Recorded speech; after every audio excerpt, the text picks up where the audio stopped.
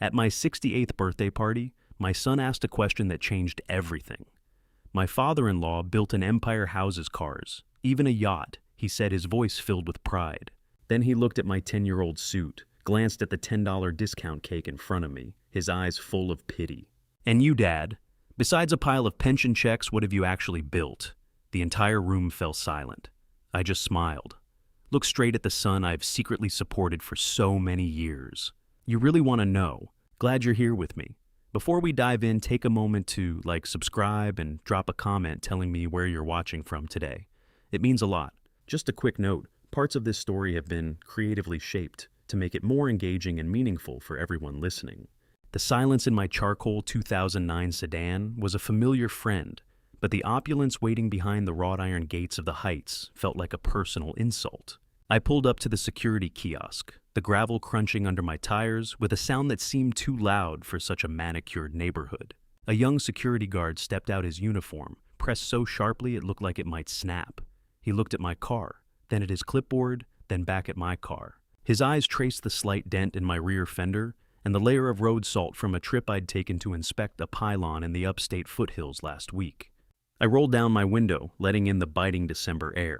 "Visitor for the Garrison residence?" He asked, his voice dripping with the kind of practiced politeness that really meant he was wondering if I'd taken a wrong turn. "Sir, you'll need to park in the rear overflow area by the service entrance." I didn't flinch. I kept my hands on the steering wheel right at 10 and 2, exactly as I'd taught my son 20 years ago. "I'm the guest of honor," I told him, my voice flat and steady. "It's my 68th birthday." He blinked, checked his list again, and finally hit the button to swing the heavy iron gates open.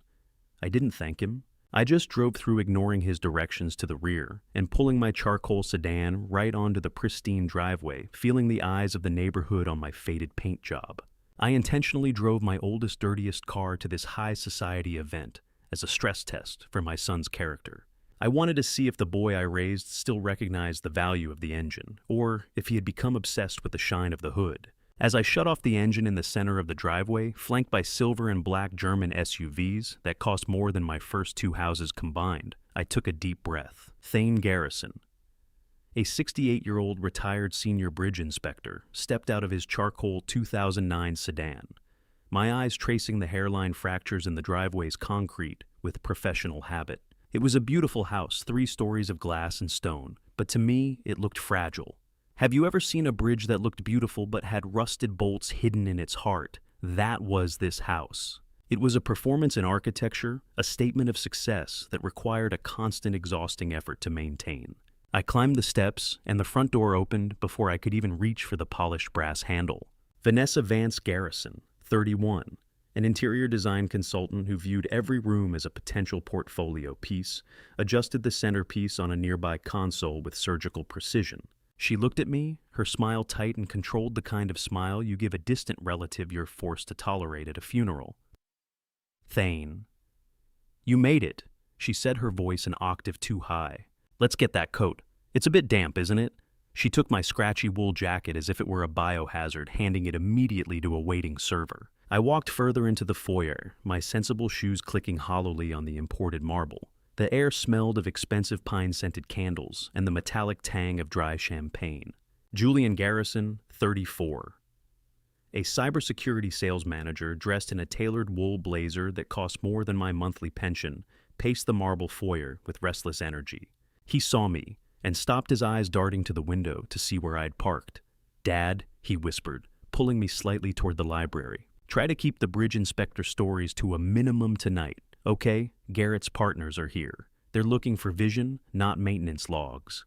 I looked at my son, noticing the way his tie was knotted just a bit too tight, a silent scream of insecurity. My son looked at me, not with love, with a calculation of my net worth. We moved into the dining room, a cavernous space dominated by a mahogany table that could have seated 20. Garrett Vance, a 62-year-old boutique resort developer with a deep tan and a smile as bright and artificial as a showroom floor, commanded the dinner table from his usual seat at the head. He was holding court, gesturing with a glass of wine that probably cost more than my monthly grocery budget. The guests were a blur of silk and gold people who spoke in acronyms and growth margins. I sat at the far end of the table, feeling the distance between myself and my son, like a physical chasm. The air in the room didn't just feel expensive, it felt thin, like we were all standing on a mountain peak that was starting to crumble. Julian stood up, tapping a silver spoon against his crystal glass to signal for silence. "I want to thank everyone for being here." He began, his voice projected with sales team confidence. "This year has been about growth. Garrett just closed the deal on a 100-foot yacht. It's about building a legacy, about having the courage to reach for the horizon." Garrett nodded, accepting the praise as if it were his birthright. Then Julian turned his gaze toward me. The light from the crystal chandelier overhead seemed to intensify, focusing on my 10-year-old suit and my quiet face. "But Dad," Julian said, his voice dropping into a tone of theatrical pity that made my skin crawl, "what have you actually built? I mean, look at this table. Look at Garrett's empire. You spent 40 years checking bolts on other people's bridges. All you have to show for it is a pile of pension checks and, well, this." He signaled to a server who entered the room, carrying a small, flimsy white box. With a smug grin, Julian took the box and placed it in the center of the $1,000 mahogany table. It was a cheap plastic-wrapped $10 cake from the discount grocer down the street, complete with a neon yellow manager's special sticker, still clinging to the plastic dome.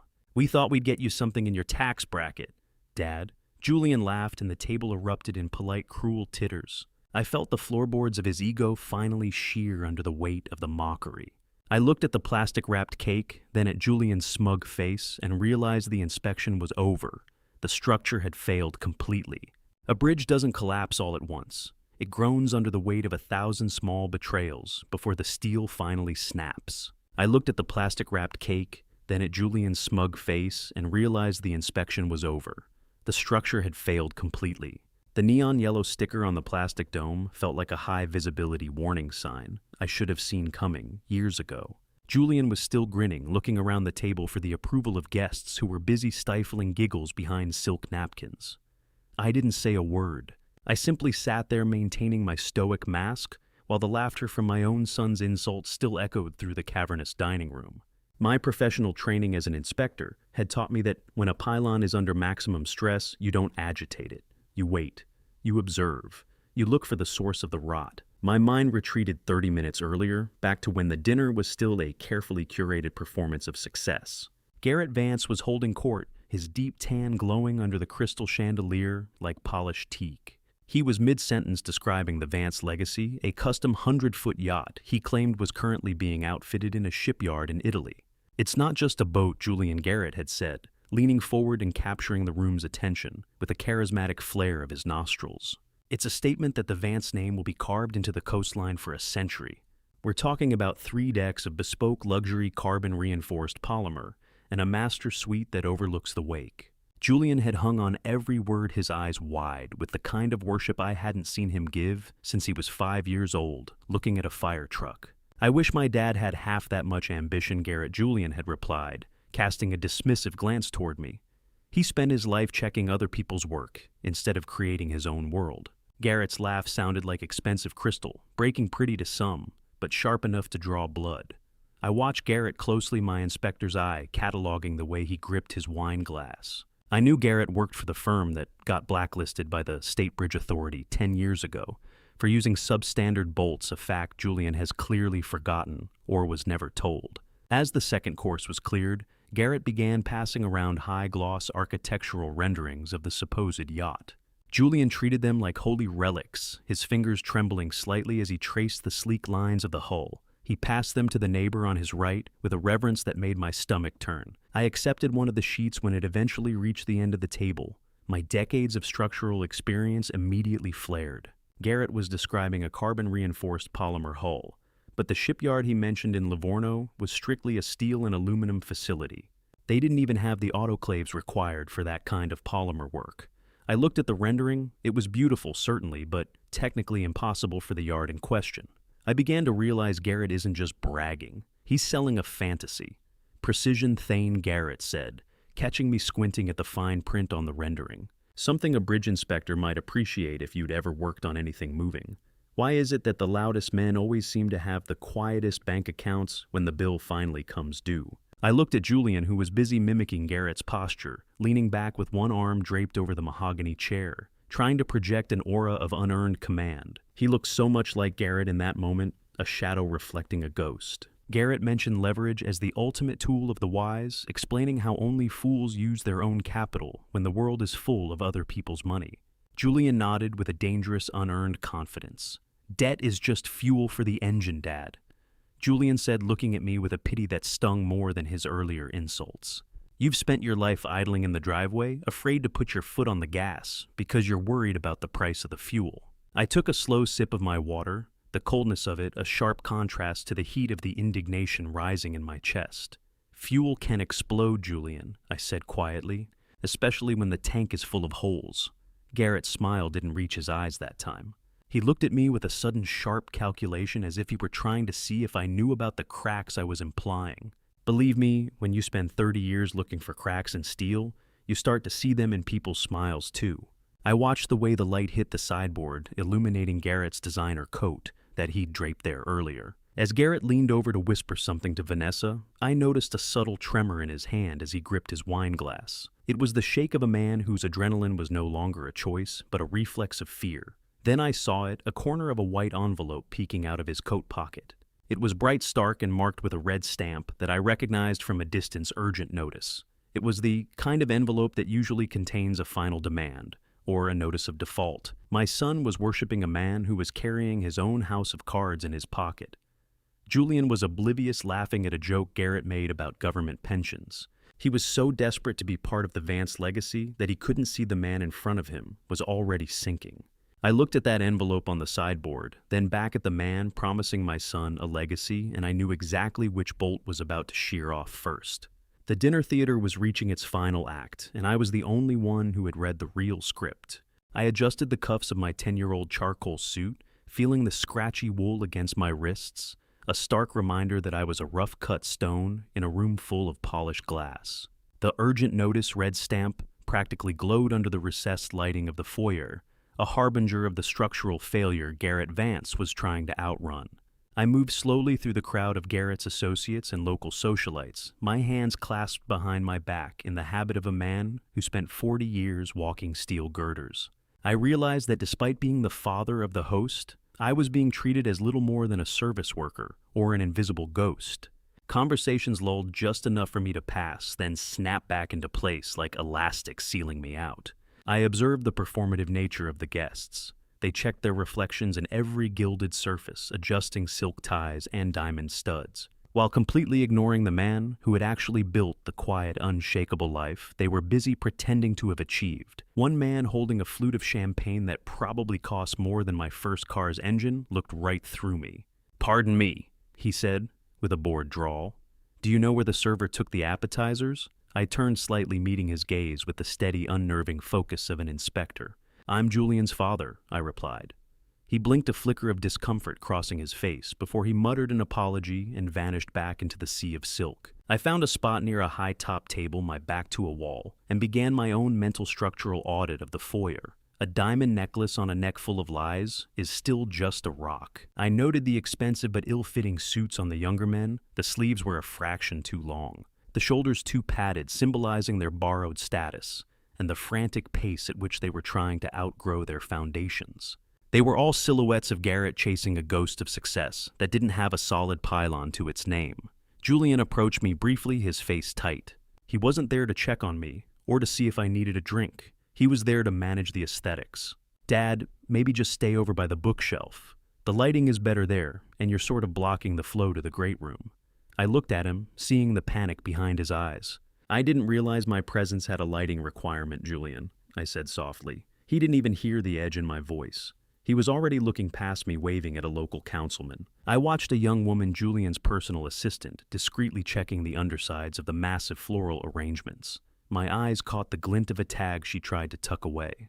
They hadn't been paid for. They were on a 48-hour rental, just like the image Julian was trying to project to his guests.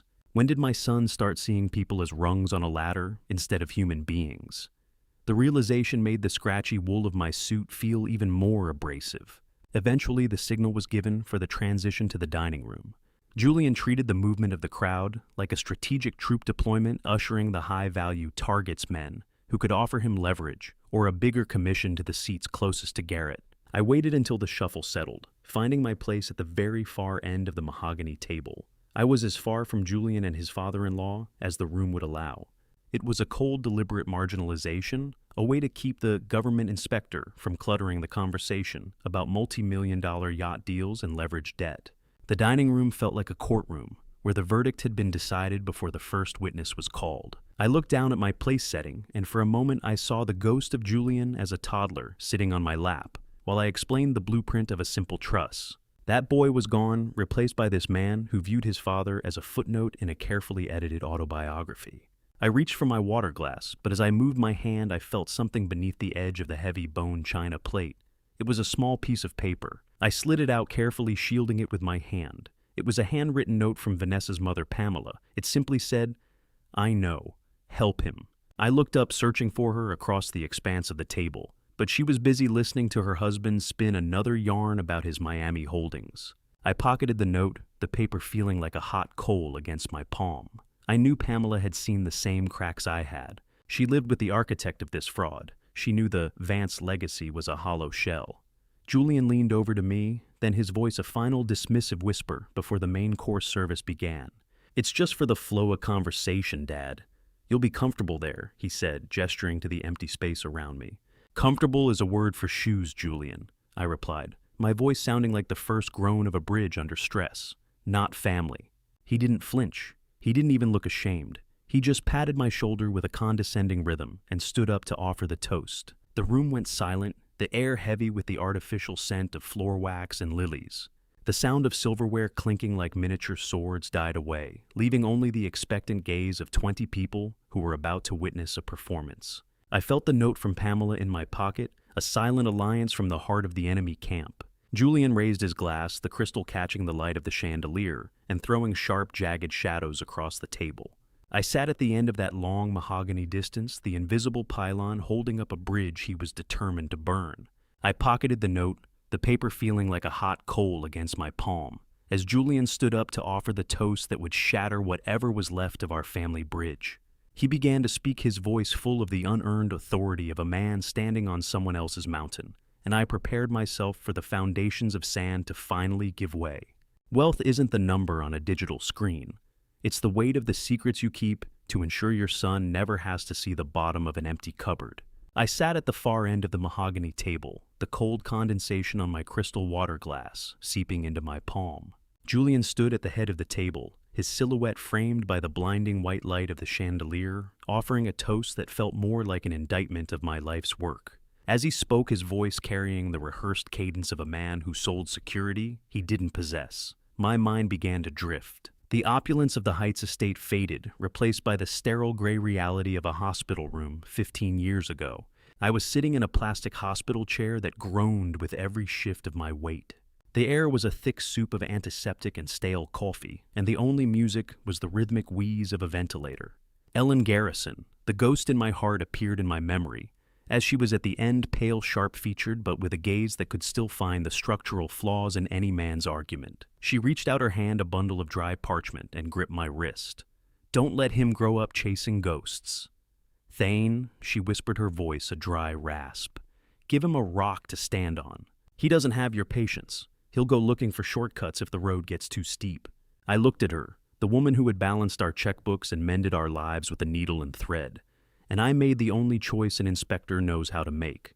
"I'll build him a fortress, Ellen. I promise." I didn't tell her that the first stones of that fortress were already being laid. I had received a small life insurance payout when my own father passed away, a modest sum that most men would have used to pay off a mortgage or buy a new truck. Instead, I had quietly moved it into a secret trust. A promise to a dying woman is a bridge with no end. You just keep walking until your own legs give out. Memory is a fickle pylon. It shifts under the pressure of the present. Suddenly, I wasn't in the hospital anymore. I was 30 years younger, sitting at the scarred oak kitchen table of our first small home in Rock Hill.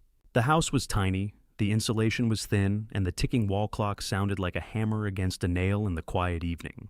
Young Julian, age 8, sat with sticky fingers and a restless spirit, his eyes darting toward the television, while I tried to explain the foundations of the world. A vibrant race car commercial played on the old cathode ray TV, full of bright primary colors and the promise of speed. "Julian, look at this," I said, sliding a rough paper slip across the table.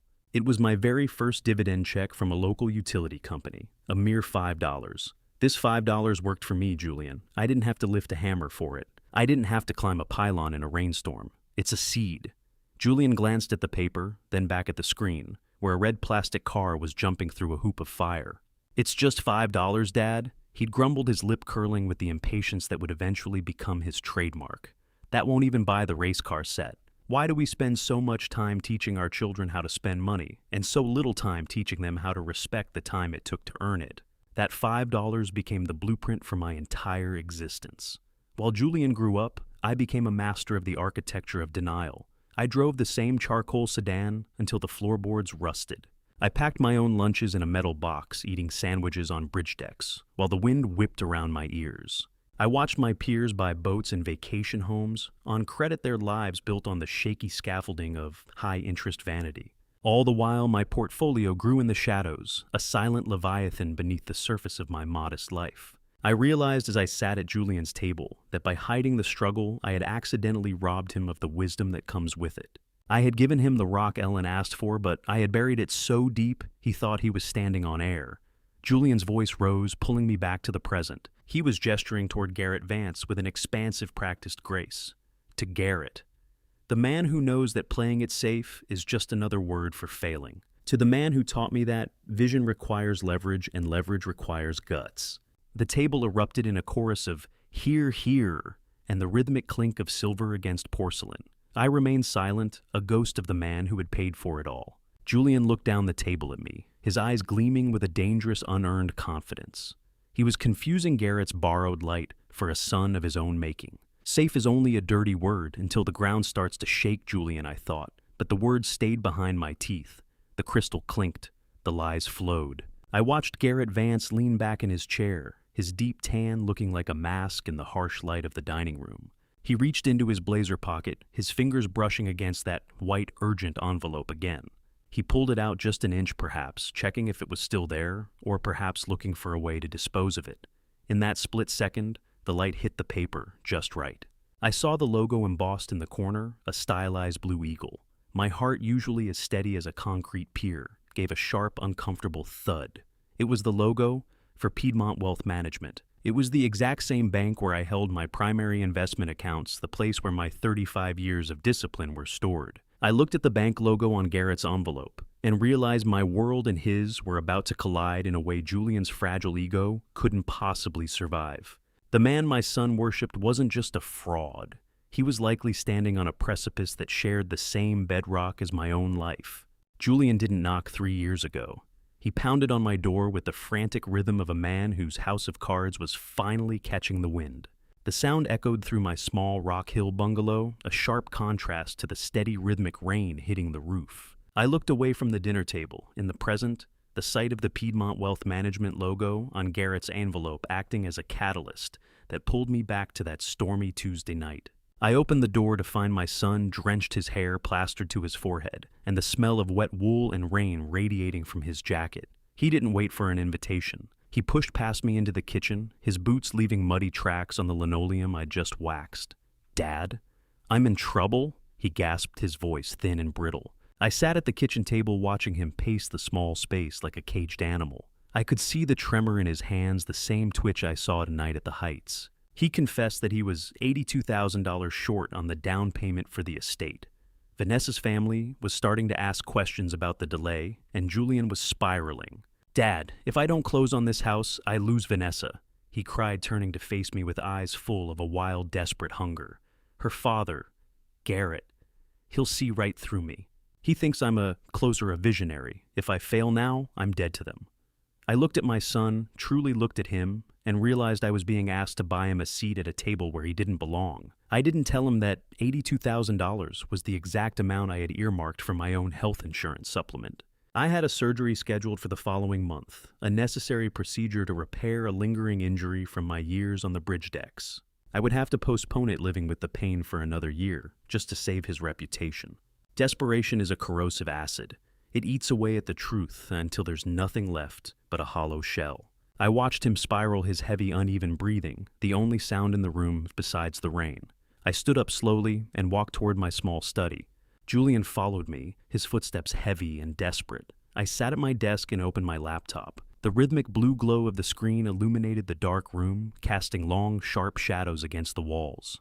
Julian stood behind me, his breath hot against the back of my neck. I accessed my secret dividend growth account, a screen Julian had never even imagined existed. He stared at the numbers, the silent accumulation of 30 years of discipline, but he didn't see the work. He only saw the solution to his immediate panic. I began the process of the wire transfer, my fingers moving with a deliberate slowness.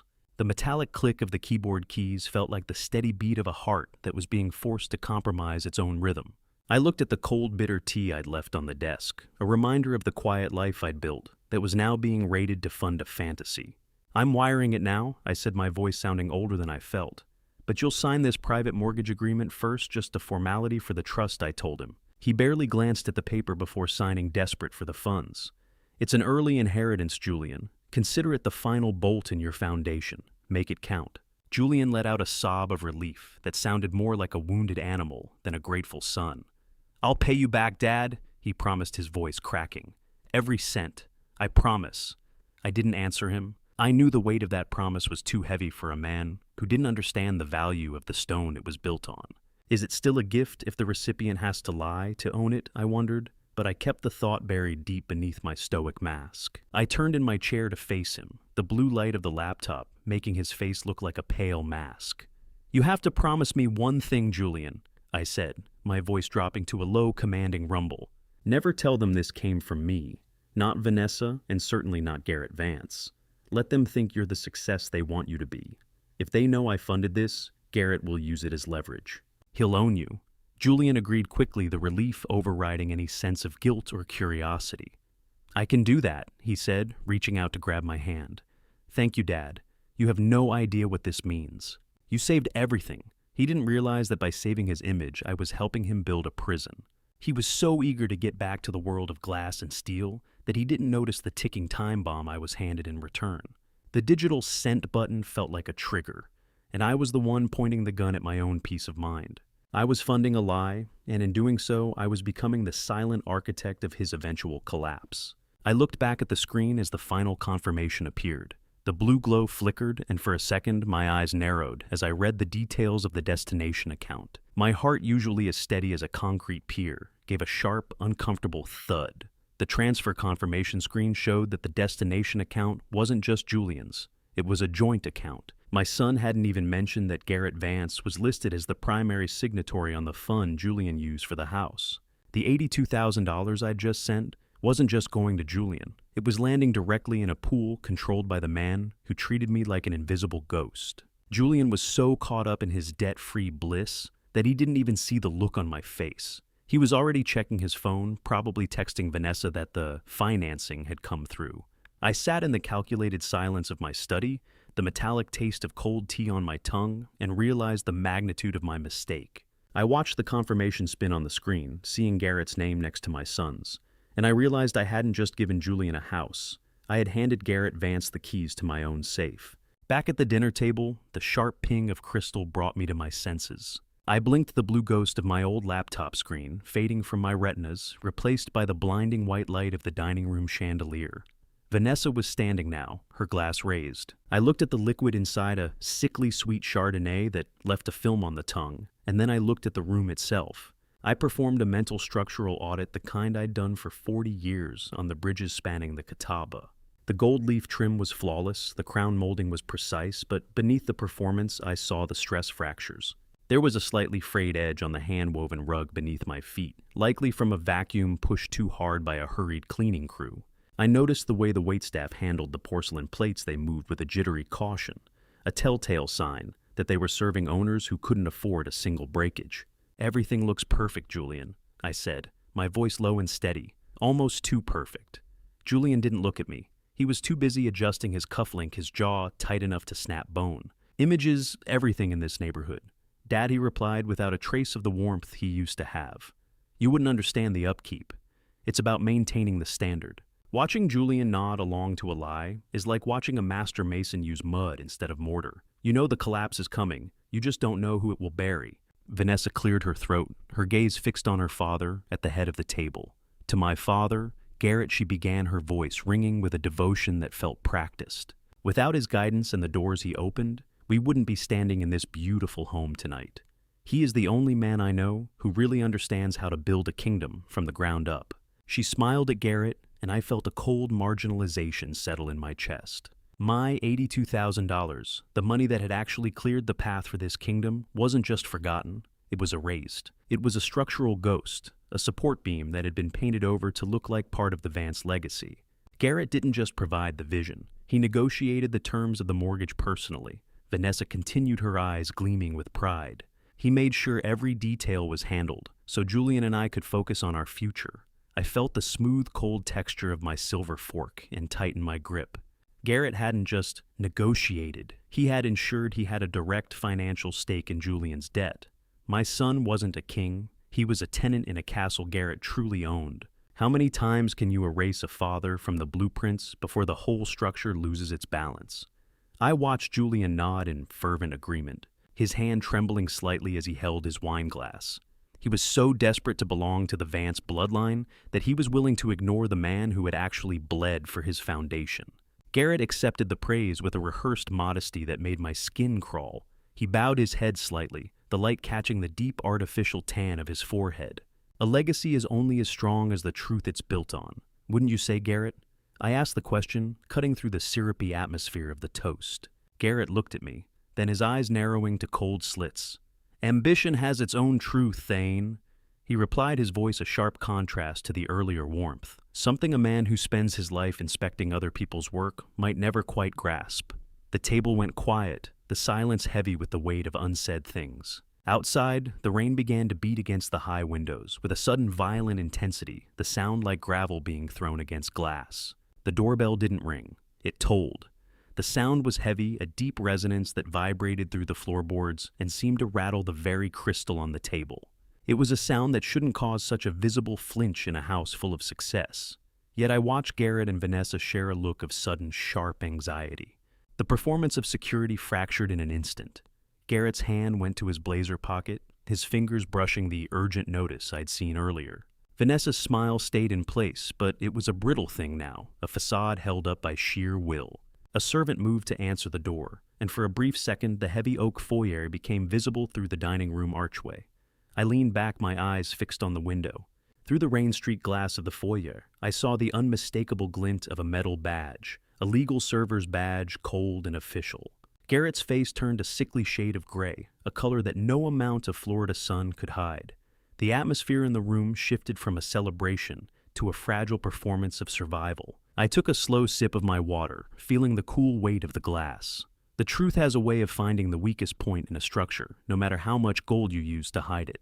Garrett's wine glass froze halfway to his lips as the heavy oak front door opened, and I realized the unshakable legacy was about to receive its first subpoena. The sound of the foyer's heavy latch clicking open echoed into the dining room like the first crack of a failing pylon.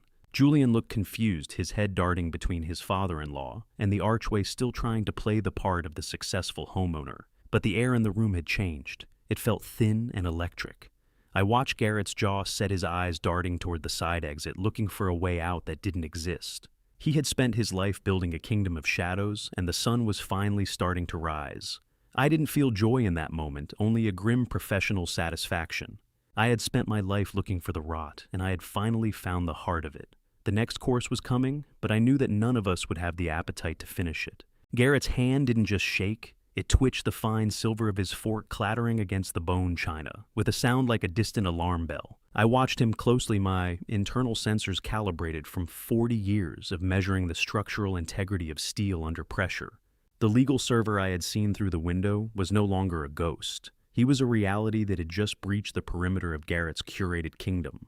The dining room, with its vaulted ceilings and excessive gold leaf, suddenly felt smaller, as if the walls were leaning in to witness the first major fracture.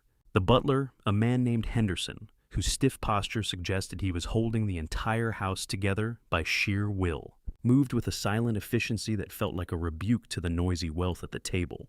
He leaned in, whispering something into Garrett's ear that made the man's deep artificial tan turn a sickly shade of gray. Garrett waved him off with a forced booming laugh that didn't reach his eyes.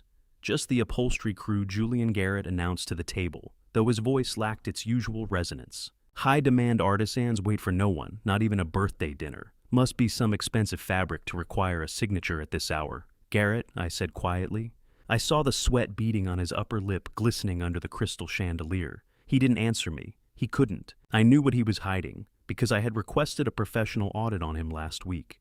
His personal credit score was currently lower than the temperature outside, a detail that made his posturing look like a bridge held together by scotch tape. To regain his dominance, Garrett straightened his silk tie and launched into a condescending lecture directed at me. The problem with you, Thane, is that you've spent 40 years worrying about hairline fractures while the rest of us were building the skyline. You're an inspector by trade and it's bled into your soul. You look for reasons why things will fail instead of reasons why they should soar. He gestured with a wine glass that cost more than my first car. It's a small pension mindset. It's safe, sure, but it's essentially invisible. Men like you provide the safety net for visionaries like myself, but you never truly live because you are too afraid of a little debt. Why is it that the men who shout the loudest about their vision are usually the ones who can't see the foreclosure sign in their own front yard? I didn't interrupt. I let him talk. In my line of work, you learn that the loudest groans from a bridge usually happen right before the main support shears. Garrett was groaning now, using arrogance as a buttress against the legal reality waiting in the foyer. He talked about leverage as if it were a holy sacrament, oblivious to the fact that his own leverage was about to crush him. Julian joined the mockery, desperate to prove he belonged in Garrett's world. He leaned back in his chair, swirling a vintage red that he clearly didn't know how to appreciate. My dad thinks a savings account is a personality trait, Julian said, prompting a ripple of chuckles from the socialite guests. He's been counting pennies since the Carter administration. I remember when I was 12, and I asked for the premium cable package so I could watch the racing channels. He gave me a lecture on utility and opportunity cost. It was like living with a human calculator. My son laughed. It was a hollow sound, like wind whistling through a bridge that's about to give way. Wealth is a river, Dad. You're just trying to keep your feet dry in a puddle. The irony was a physical weight in the room. Julian was lecturing me on the flow of capital, while standing on a foundation I had secretly shored up with $82,000 of my own blood and sweat. But Garrett wasn't done. He leaned in, his eyes bright with a predatory glint. It's a good thing Julian doesn't share that fear, Thane. When we were finalizing the business loan for the Northridge project, he didn't hesitate. He knew he needed skin in the game. That's why he put your Rock Hill bungalow down as secondary collateral. He knew you'd understand it was for the family legacy. The rough texture of the linen napkin beneath my fingers felt suddenly abrasive. Julian hadn't just borrowed the down payment, he had mortgaged my home behind my back. The arrogance in the room was getting thick enough to choke on a poisonous fog of borrowed prestige and leased luxury. I looked at Julian, but he refused to meet my eyes. He was busy laughing at another one of Garrett's anecdotes, his shallow, nervous laughter cutting through me like a serrated blade. He was no longer just a victim of Garrett's influence, he was an active architect of my humiliation.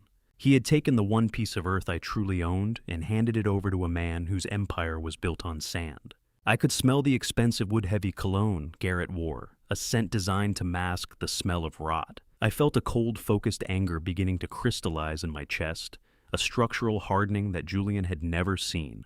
I realized then that my son didn't see me as a father or a provider. He saw me as a resource to be mined, a safety factor to be exhausted. Garrett was still talking about the Vance name and the heights they would reach. While I sat there visualizing the exact moment the bungalow's deed would change hands if Garrett's house of cards fell, I set my napkin down beside the half-eaten steak, the weight of the collateral Julian had stolen from me, pressing against my chest like a physical blow, and I knew the next course wouldn't be food.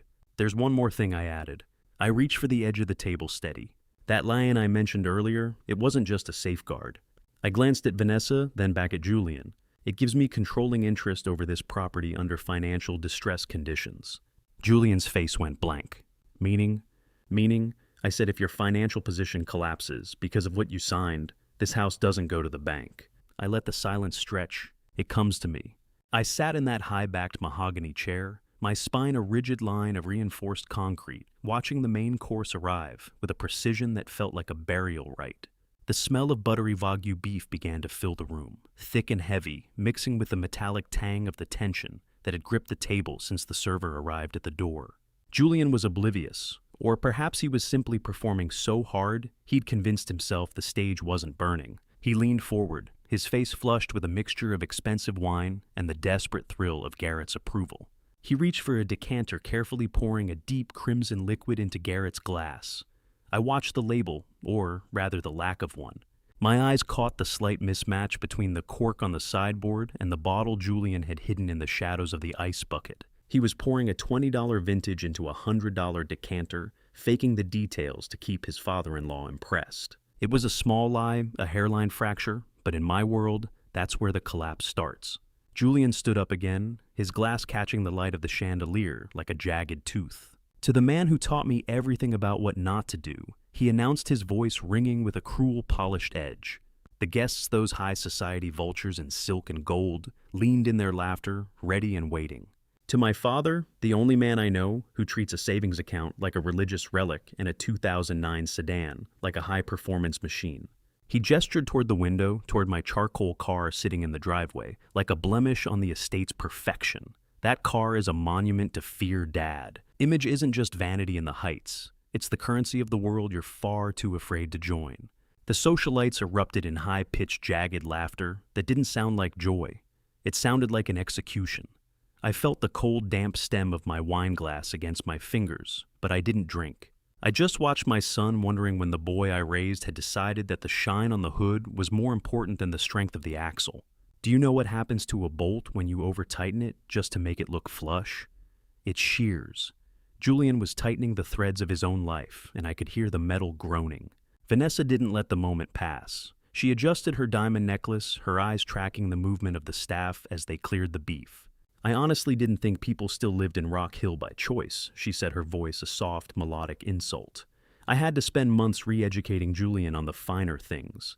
His father's influence was like a heavy weight, keeping him tethered to a starter home that stayed a home for far too long. Garrett laughed, a deep booming sound that shook the crystal. It's about having a vision. Vanessa, he said, looking at me with a pity that felt like a slap.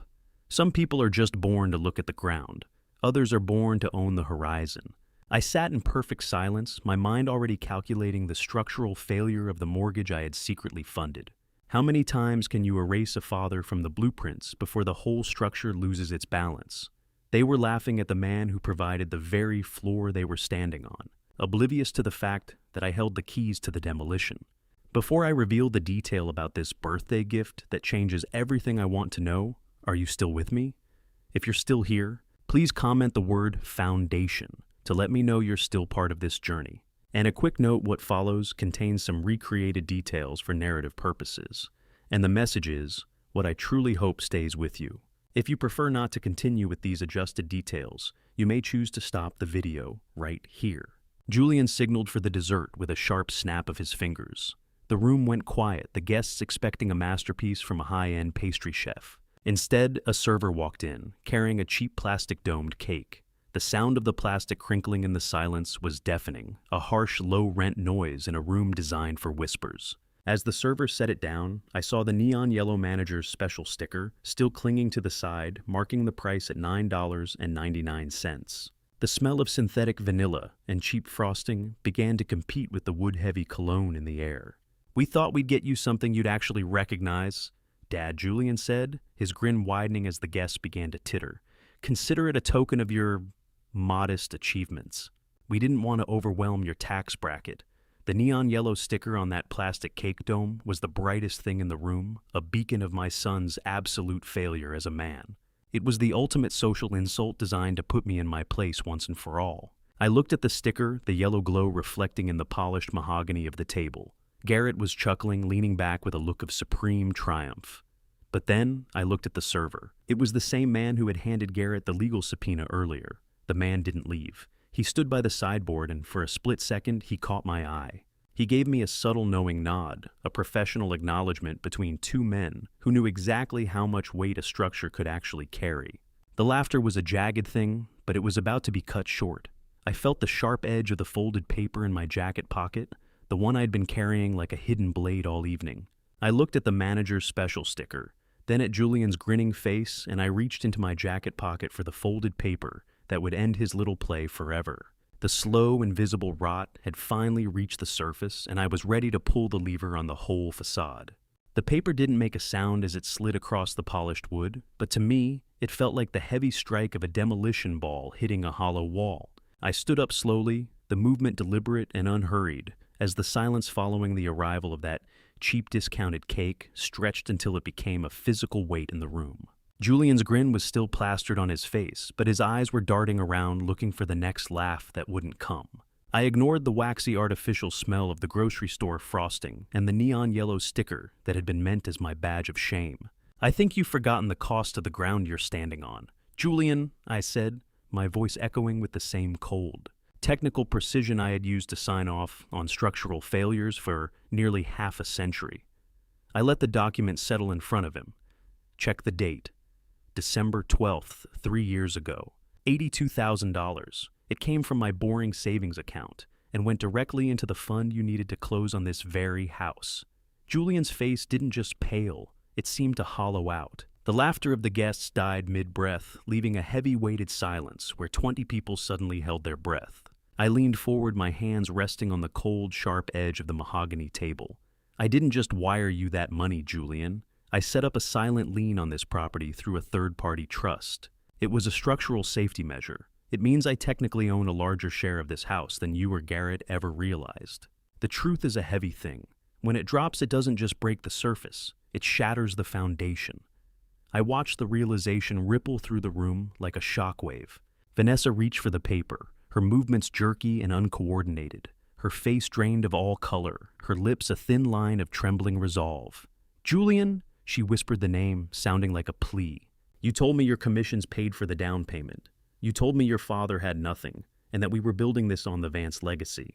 Julian stammered, his eyes wide, and panicked, looking toward Garrett for a support beam that was no longer there. It was just... the timing was off, Vanessa. "I was going to tell you, but the image mattered, remember? Garrett said the image was everything." Garrett Vance remained eerily still, his deep tan looking like a mask of dried clay. He didn't look at Julian. He didn't look at his daughter. He looked at the receipt I had provided, and I saw his fingers twitch against the stem of his wine glass. The social currency of the room was shifting away from my son. In real time, the guests now, whispering behind their hands, their eyes no longer full of pity for me, but of sharp, predatory interest in the collapse of the host. How does it feel to realize the person you've been looking down on is the only thing keeping you from the dirt? I turned my focus directly to Garrett. "You didn't think I'd check the audit trails, Garrett," I asked.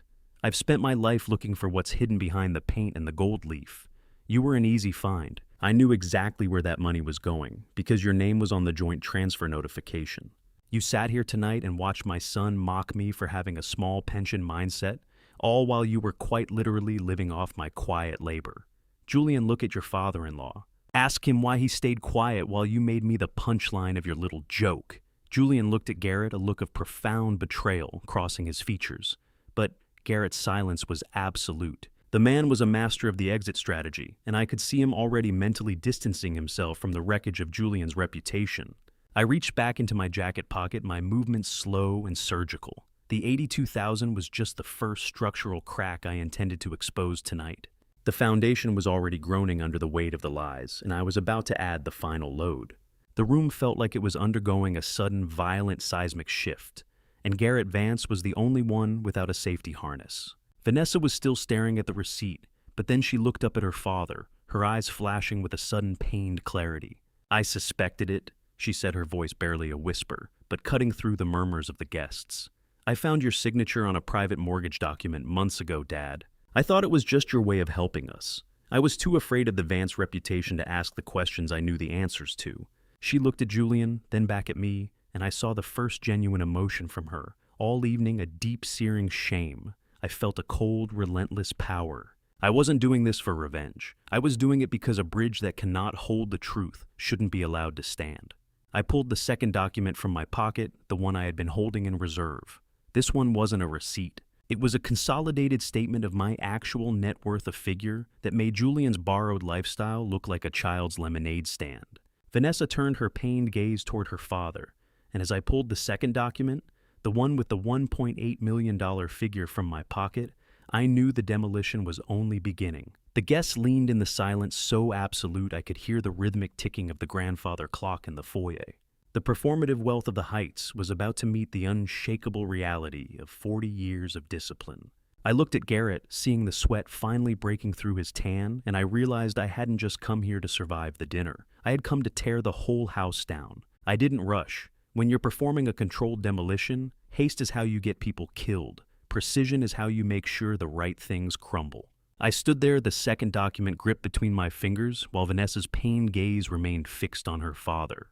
The dining room was so silent I could hear the hum of the climate control system and the frantic, shallow rhythm of Julian's breathing. I leaned forward and placed the second ledger on the polished mahogany. "This isn't a receipt, Julian," I said, my voice carrying the weight of 4 decades of unshakable discipline. "This is a consolidated investment statement. It shows a portfolio worth $1.85 million in liquid assets, not debt, not leverage, ownership." I watched the color drain from the faces around the table. Julian stared at the number, his eyes darting across the itemized list of index funds, blue-chip stocks, and municipal bonds. "You asked what I've built, Julian. This is 35 years of saying no to things I didn't need, so I could say yes to your freedom. You spent your energy leasing an image. I spent mine owning the companies that leased it to you. I didn't stay at that boring job for 40 years because I lacked vision. I stayed because the pension plan was one of the last in the country offering a 100% inflation-adjusted match. You mocked the math you never bothered to understand. Have you ever noticed that the loudest engines are usually the ones that are about to blow a gasket? Garrett Vance was the loudest engine in this room, but now he looked like a man who had just seen a ghost. I turned the page of the ledger, pointing to the quarterly dividend column. "This pile of pension checks, as you called it, pays out more in a passive monthly yield than your fancy wool blazer cost in a year. I don't drive a 15-year-old car because I'm forced to, Julian. I drive it because I don't have to prove my worth to people who don't matter. My net worth isn't a performance, it's a foundation." Julian reached out his hand, trembling as he touched the edge of the paper. "This can't be right," he whispered, though. The bank's official watermark was staring him in the face. "You lived like we were struggling." I looked at my son, feeling a flash of the old pity. "We were never struggling, Julian. You were just blind to the difference between wealth and its shadow." I saw the guests shifting in their seats, their eyes no longer full of mockery. They were looking at me with a mix of greed and a sudden terrifying respect. Silence didn't just fall, it crashed. I wasn't finished with the audit. I cleared my throat, the sound sharp as a hammer strike. Beyond the liquid assets, I also owned 2 rental properties in Rock Hill, both fully paid for and generating steady cash flow. I built foundations, Julian. Real ones. Not glass towers held up by high-interest hope and co-signed lies. I looked Garrett Vance directly in the eye. He was leaning back, trying to maintain a shred of his earlier arrogance, but his sweat was beginning to turn the collar of his designer shirt a darker shade of blue. "A bridge inspector builds things, even when he's not on the clock, Garrett. We look for structural integrity." I saw that the local park where Julian used to play was going to be sold to a developer years ago. I was the anonymous donor who matched the city's fund to save it. "You tried to take credit for that at the country club last spring, didn't you?" Garrett's jaw tightened, but no sound came out.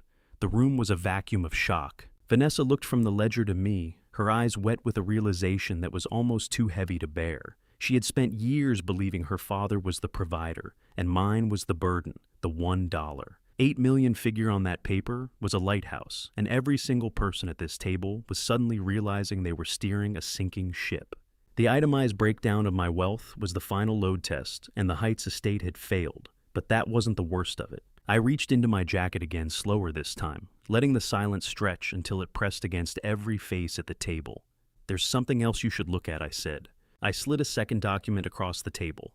Not a statement, not a receipt. A signature record. Julian frowned, his hands shaking as he picked it up. "That's my name." "It is," I said. "Dated 6 months ago. On a refinancing agreement tied to Garrett's Northridge project."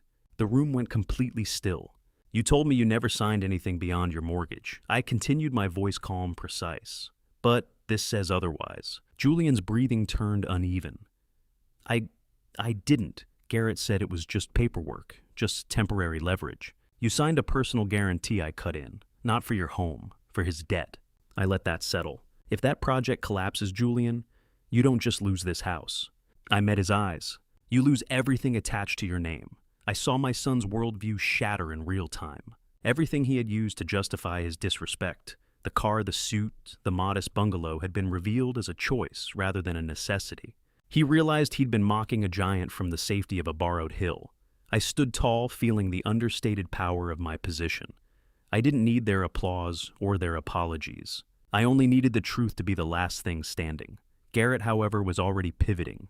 I watched the greed bloom in his eyes like a fast-acting mold. His predatory instinct was overriding his embarrassment. He began to lean forward, his hands unfolding from his chest, his mind clearly calculating how to turn my assets into his next acquisition.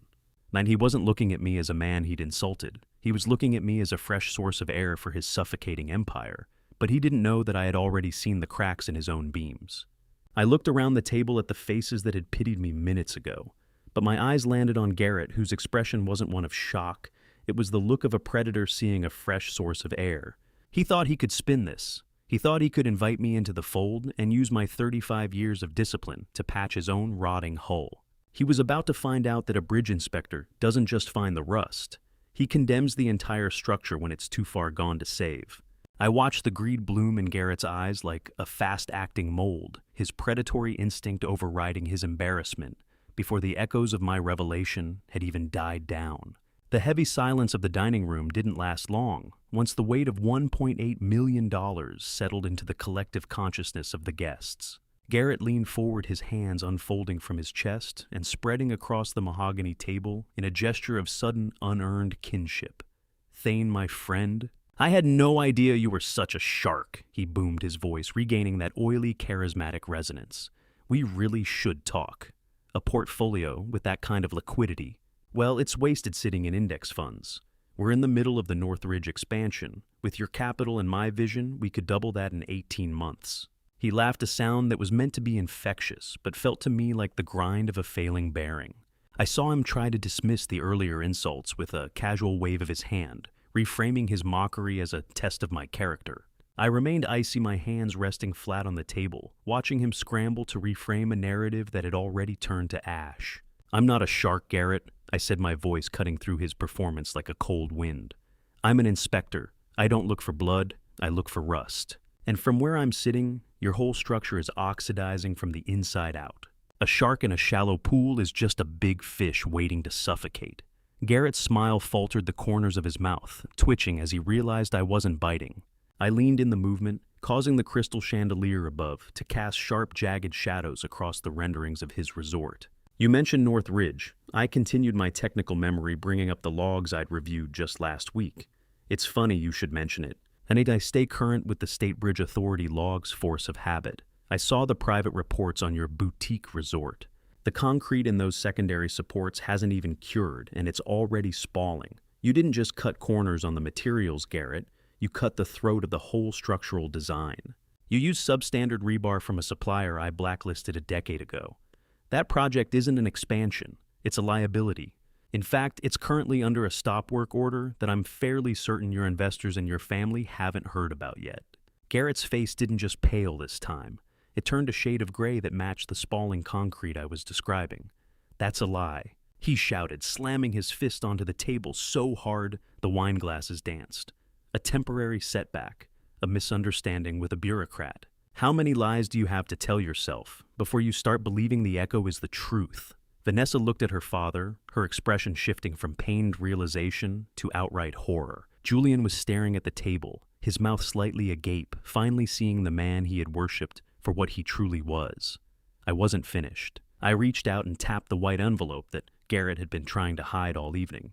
"You're worried about bureaucrats, Garrett. You should be worried about the bank." I recognized that logo. Piedmont Wealth Management. It's the same institution where I hold my majority shares. I know their risk management protocols. That notice in your pocket isn't an invitation to a gala. It's a severing of your credit line. I know for a fact your primary lender has pulled the plug. I delivered the final blow with surgical precision, feeling the bitter metallic taste of adrenaline in my mouth. "You're not looking for a partner, Garrett. You're looking for a life raft. And you were planning on letting your own son-in-law drown, just to keep yourself dry." You were going to use Julian's house, the one I paid for, as a final tether to keep your creditors at bay while you looked for an exit. Garrett's empire was a bridge built of matchsticks, and I had just lit the first fire. He sat there, his chest heaving with heavy, wheezing breaths, the smell of cold steak and desperate sweat filling the small space between us. I noticed a detail I hadn't shared yet, a piece of information I'd been holding in reserve. You thought you were being clever with those smaller Rock Hill properties, didn't you? The ones you used to bridge the gap last quarter. I bought out that distressed debt months ago, Garrett. I'm not your partner. I'm your secret landlord. I watched him absorb the information, his eyes darting around the room, as if searching for a hidden exit. You think I just found out tonight? I said quietly. Julian froze. I saw the transfer trail the day it happened. Your name, his account, the structure of the deal. I paused, letting the weight of it land. I didn't stop you. His head snapped up. Why? I held his gaze. Because I needed to know whether you'd come to me, or whether you'd keep walking deeper into something you didn't understand. I exhaled slowly. Now I have my answer. The bank didn't just send you a notice, I said, leaning back as the finality of the collapse set in. They sent you an eviction of your entire identity. Julian, your father-in-law, didn't approve your marriage because of your sales record. He told me himself in a moment of panicked rage earlier this year. He thought you had access to old Garrison money that he could eventually tap into. You weren't a protege, Julian. You were a line item in a bankruptcy filing. Garrett's face twisted into something unrecognizable, his mask of success finally melting away to reveal the desperate bankrupt man underneath. His eyes were strained and unfocused, his composure completely shattered. The room was a vacuum of shock, the socialite guests now looking at him with the same cold detachment they had once reserved for me. Garrett didn't reach for an argument. He didn't even try to lie anymore. He looked at me with a hatred so pure, it felt like a physical weight. And then he said the one thing that made something in me go completely still. His voice was a low, jagged rasp that cut through the silence of the room. You think you're so righteous, Thane. You think those millions make you a man. He laughed, a hollow, terrifying sound. Ellen didn't die proud of your index funds. She died wondering why her husband was too cheap to give her a life worth living.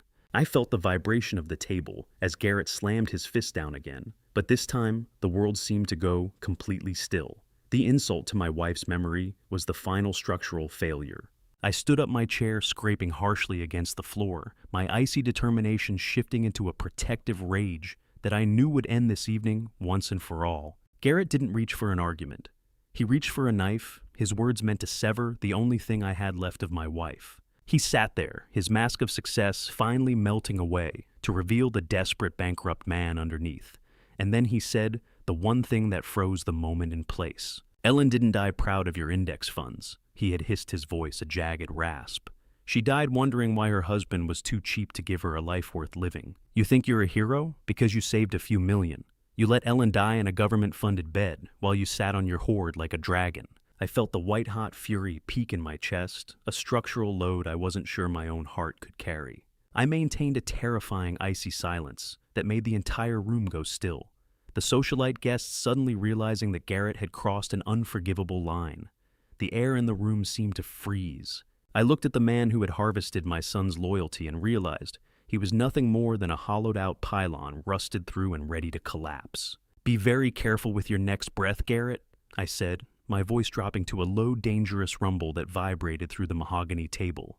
It's the only thing you actually own right now.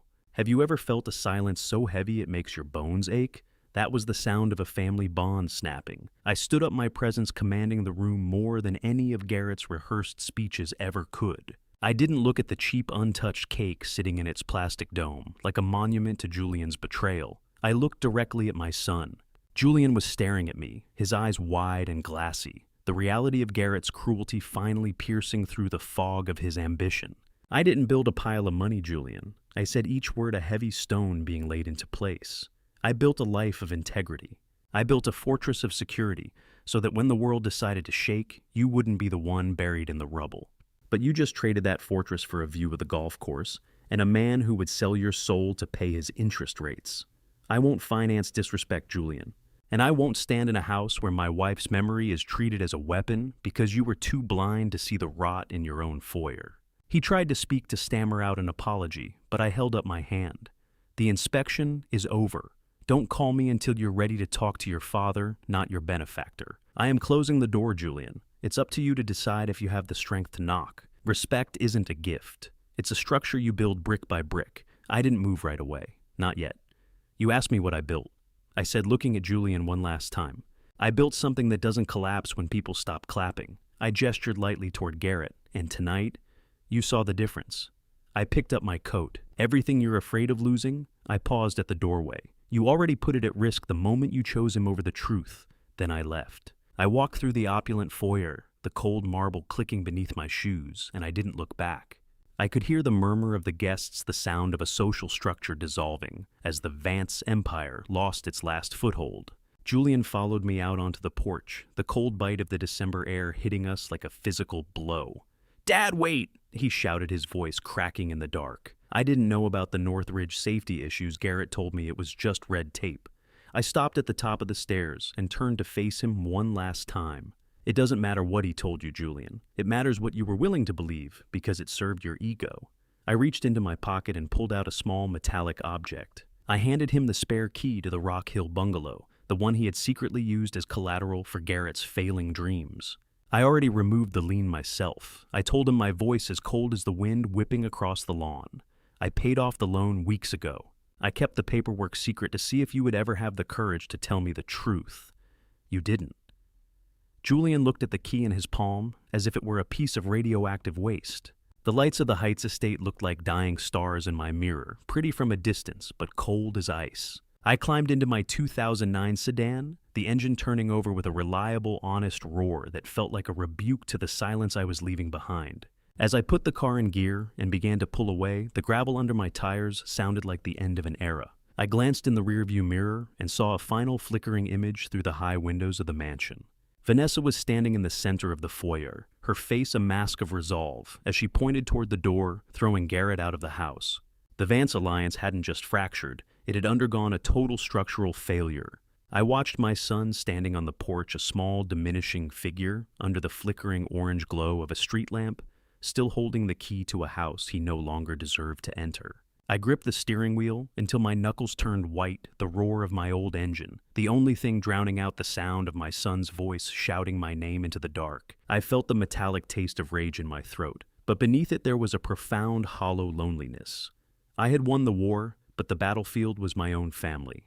I drove down the winding roads of the Heights, passing the manicured lawns and the silent, dark houses of people who traded their truth for a zip code. I realized that the bridge I had spent my life building for Julian wasn't the one he wanted, and the one I had just burned was the only path we had left to each other.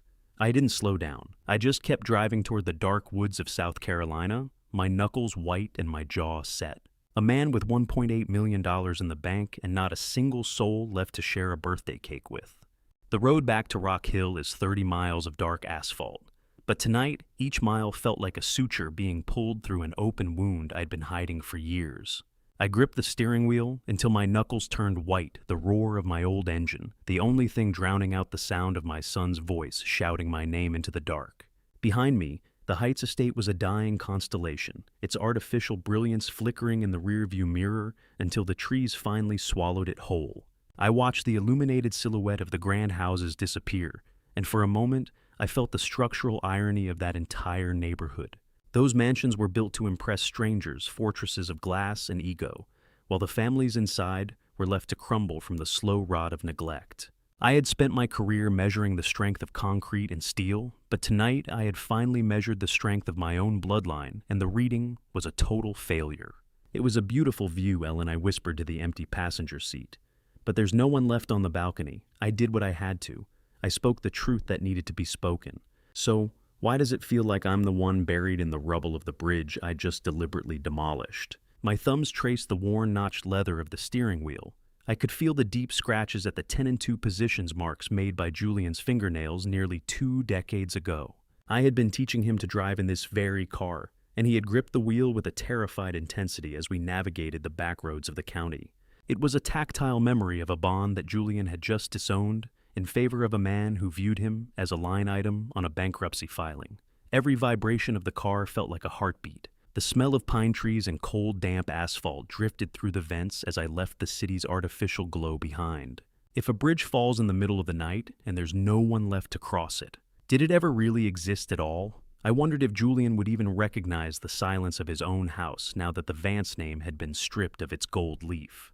The city lights in the distance looked like teeth sharp and hungry, but out here in the dark woods of South Carolina, the air was honest. I focused on the rhythmic hum of my 2009 sedan, finding sanctuary in the simplicity of its engineering. There was no turbocharger screaming for attention, no sensors telling me I was drifting from my lane, no performance-based software trying to hide the reality of the road. It was just steel spark and the steady movement of pistons. I appreciated the honesty of it. I compared the car's worn-out but reliable components to Julian's least high-pressure life, and I realized that sometimes the old ways are the only ways that don't quit on you when the load gets too heavy. The atmospheric pressure of social performance, the need to wear the right suit, the need to smile at Garrett's lies, was finally lifting. My ears popped as the elevation shifted the red taillights of the few cars ahead, stretching into the dark horizon like tracers. The city lights in the distance looked like teeth, sharp and hungry. I was moving away from the carnivores, retreating to the bunker I had spent 35 years reinforcing with discipline and $2 million of hidden silence. By the time I reached the outskirts of Rock Hill, the midnight chill had settled over the fields.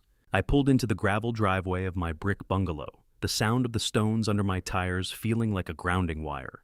My bungalow wasn't just a house. It was a bunker built of 35 years of discipline and $2 million of hidden silence. I stood on the porch for a long minute, the keys cold in my hand.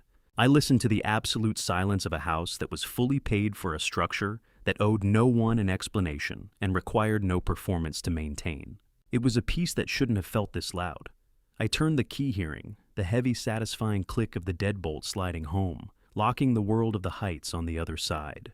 I stepped into the dark living room, the familiar scent of old books and lemon wax welcoming me back. But before I could even shrug off the scratchy wool of my suit jacket, a dull vibration started against my hip. I reached into my pocket and pulled out my phone. The blue electronic glare was blinding in the shadows of the room. It was Julian. Again.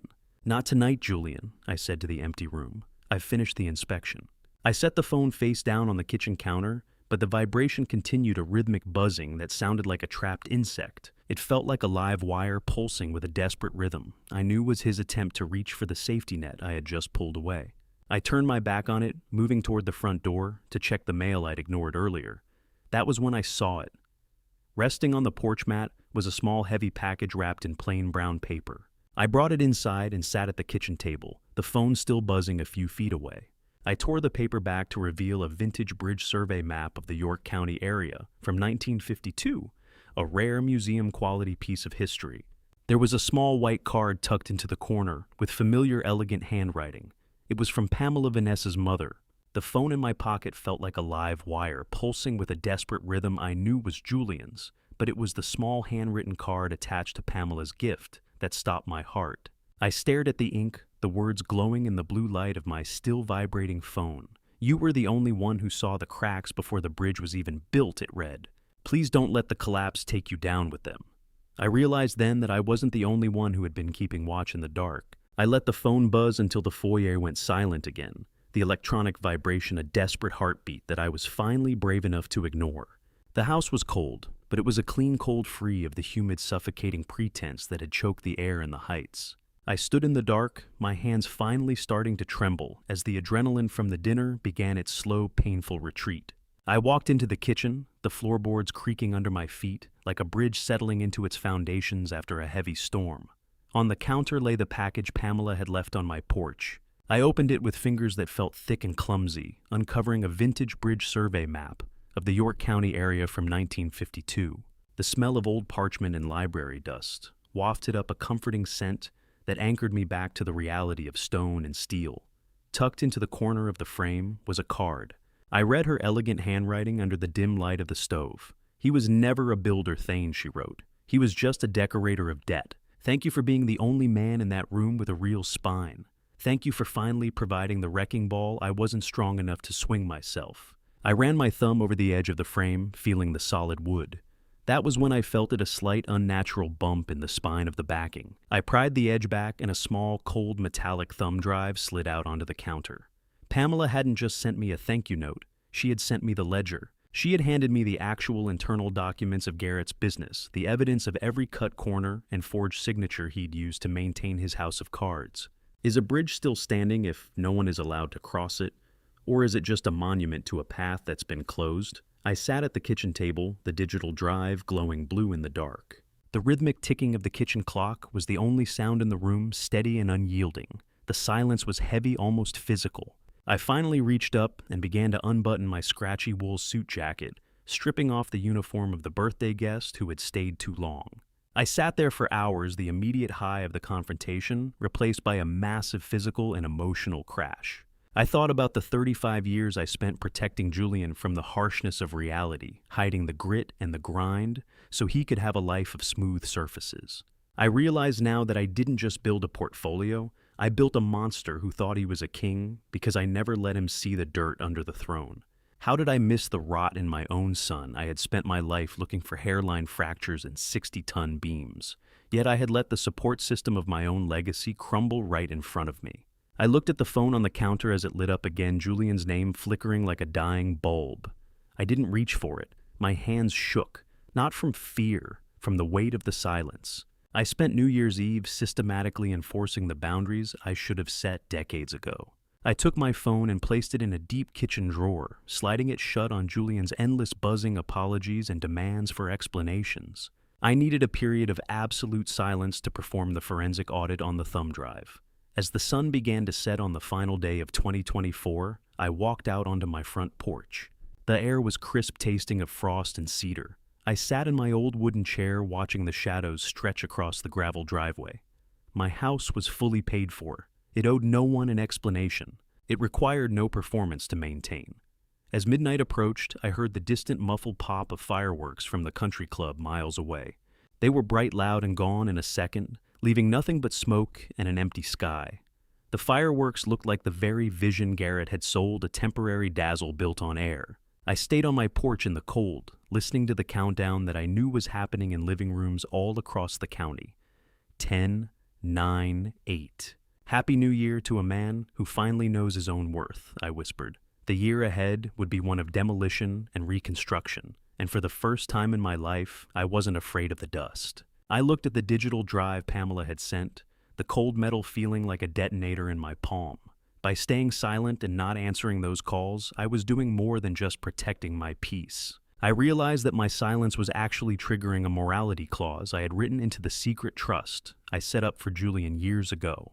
That trust required a documented period of family stability and professional integrity for the funds to remain accessible. By using my home as collateral for a fraud, Julian had officially forfeited his right to the foundation I had built for him. He was standing on a bridge that was about to be dismantled piece by piece by the very man who had designed it. I stood up and walked back into the house, the cold wood of the porch floor solid beneath my feet. I didn't need the fireworks or the champagne. I had the truth, and in the world of an inspector, that is the only thing that ever survives the load test. I closed the drawer on my buzzing phone and looked at the digital drive Pamela had sent, realizing I held the detonator for the last pillar of Julian's borrowed world. The new year was starting, and the first thing on my list was to make sure the right things stayed standing, while the rot was cleared away for good. I didn't spend New Year's Day nursing a hangover. I spent it in my study tracing the spiderweb of Garrett's debt until I found the exact thread that would bring the whole thing down. The blue light from the monitors reflected off my glasses as I performed a digital autopsy on the files Pamela had provided. I had closed the drawer on my buzzing phone hours ago, choosing the cold clarity of data over the desperate noise of Julian's apologies. The internal ledgers were a masterpiece of deception, but to an inspector trained to see the stress points in a structure, the rot was glaring. Garrett Vance wasn't a builder, he was a juggler. He had been layering debt for years using capital from new resort projects to pay the spiraling interest on older failing ones. It was a classic Ponzi-style real estate scheme, a house of cards held together by expensive stationery. Most shockingly, I found the mezzanine loan documents for the failed Northridge project. Julian's personal credit had been used to guarantee the high-risk debt. "You didn't just borrow money, Garrett," I whispered to the dark room. "You harvested my son's future like a cash crop. This isn't business, it's a suicide pact." I realized then that my defensive measures needed to be as aggressive as Garrett's fraud. I had actually triggered a formal red flag report to the credit rating agencies regarding Garrett's primary steel supplier months ago, a move based on the structural flaws I'd seen in his earlier procurement logs. By the time Garrett needed more credit, their rating had collapsed, and my own portfolio gained from the market shift away from those toxic assets. While Garrett was busy drowning, his failure was already turning into a direct profit for my secret portfolio. It was a cold calculation, but the math of survival rarely leaves room for sentiment. I spent the morning watching the scrolling blue text of the digital ledgers reveal the full extent of the collapse. Garrett had built a bridge out of shadows, and he had convinced my son to stand right in the middle of it. Garrett wasn't a captain steering a ship. He was a parasite who had convinced the host that the sickness was actually growth. The hum of the desktop computer's cooling fan was the only sound in my small study as I finalized my report. I felt a calculated fury rising in my chest. I had spent 35 years ensuring that Julian would never have to see the bottom of a ledger, and Garrett had repaid that protection by turning my son into a human shield for his own bankruptcy. The following morning, I drove to the Regional Wealth Management office. The bright clinical white of the bank's marble floors echoed with the sound of my sensible shoes. Marcus Thorne, a man whose skin was the color of old parchment and whose suits were as sharp and humorless as a ledger, greeted me with the cautious respect reserved for the bank's most liquid clients. He led me to a private conference room that smelled of roasted coffee beans and expensive paper. I sat across from him and laid out my requirements. I want these assets moved into restricted trusts. Immediately, I told him, my voice flat and final. I want a structural lock that ensures Julian cannot touch the principal, even in the event of my death. I'm firewalling what I've built from the mounting liabilities my son has co-signed. I also want a formal intent to foreclose placed on the Rock Hill properties Garrett used as leverage. I intend to be first in line when the bankruptcy hits. Marcus looked at the figures on the screen, a slight tremor in his hand, betraying his surprise at the sheer volume of my liquid assets. Mr. Garrison, this is a very aggressive protective stance, he said, adjusting his glasses. Are you sure? What good is a foundation if the man living on top of it is determined to set the roof on fire? I watched Marcus process the paperwork, the cold efficiency of the bank acting as a balm to my nerves. I was no longer just a father watching a tragedy. I was an inspector, condemning a faulty structure. If my son's world burns, I won't have the fire spreading to what I've built, I replied. I'm protecting the foundation, Marcus. That's what I do. By the time I left the bank, the financial shields were locked. I had spent 30 years hiding the size of my mountain, and now that mountain was a fortress that could weather any storm. I drove back to Rock Hill, the winter sun, reflecting off the windshield of my sedan, feeling the weight of the upcoming collapse. A few days later, I sat in a quiet coffee shop on the edge of town. The smell of roasted beans was a welcome distraction from the heavy silence of my bungalow. I pulled out my tablet and saw the headline I had been waiting for: Northridge Resort halted amid safety concerns and funding gaps. I read the article, slowly savoring the technical accuracy of the failure. The news is just catching up to what the Steel already told me I thought. The article detailed the Vance Empire's sudden liquidity crisis. I knew Julian was likely panicking his phone, probably ringing with calls from creditors he couldn't pay. But the silence I was maintaining was the only thing keeping him from making a final mistake. Let them scream. Silence is the only thing Garrett can't negotiate with. The ink on the headline was still wet. The blood in the water was already cold. I scrolled through the supplemental files on the drive one last time.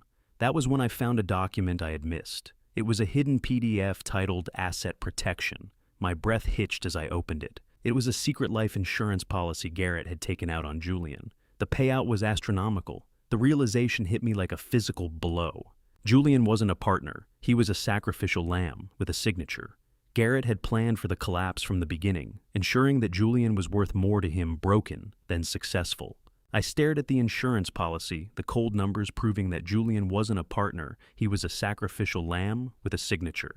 I watched through the slats of my blinds as a luxury SUV I didn't recognize idled in my gravel driveway, its engine purring with a wealth that had no business in this neighborhood. I recognized the model, one of the high-end German imports Julian used to covet.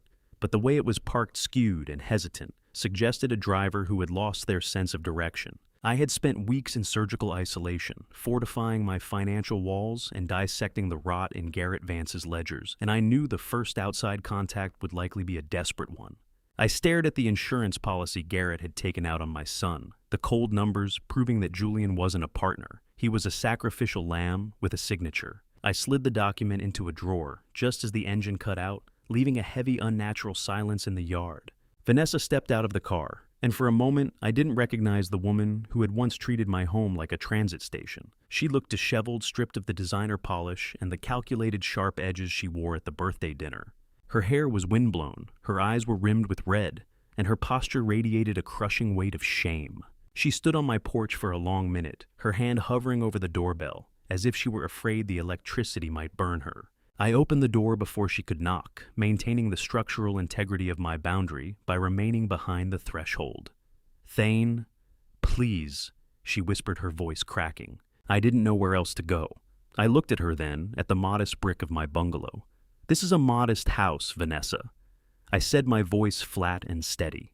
"It doesn't usually host people looking for an escape. You were quite clear about your opinion of Rock Hill when the wine was flowing." Vanessa's hands weren't shaking from the cold. They were shaking from the vacuum her father had left behind. She looked smaller than I remembered a fallen princess, whose kingdom had been revealed as a mirage.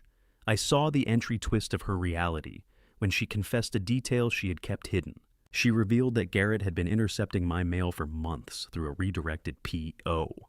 box he'd forced Julian to sign for ensuring my son never saw the warning letters I had actually tried to send. He didn't just isolate Julian from the truth, Thane. He isolated him from you. I didn't immediately invite her in. I stood there weighing the cost of opening the door against the necessity of seeing the demolition through to the end. Finally, I stepped aside. She followed me into the kitchen, the clicking of her expensive heels sounding hollow and out of place on my linoleum floors. Over a cup of tea that she barely touched, Vanessa confessed the full extent of the vanishing act. "My father is gone," she said, staring into the steam. "He didn't even leave a note, just a stack of default notices and an empty safe. He fled the country last night." She explained that Garrett didn't just spend the money they made. He had systematically transferred every personal liability, every failed mezzanine loan, and every predatory debt onto Julian's business accounts. He was a parasite, Vanessa. I told her, my voice low. Parasites don't say goodbye. They just find a new host. She admitted that the Heights estate, the monument to Julian's ego, was being seized by the bank next week. Everything they owned was effectively a prop in a play that had just been canceled. How do you tell a woman that the man she worshipped as a god was actually just a con artist with a good tailor? I didn't try. I let the silence do the work. Vanessa dropped the final bombshell, the signature trap that Garrett had been set for years. Julian didn't just co-sign a mortgage Thane.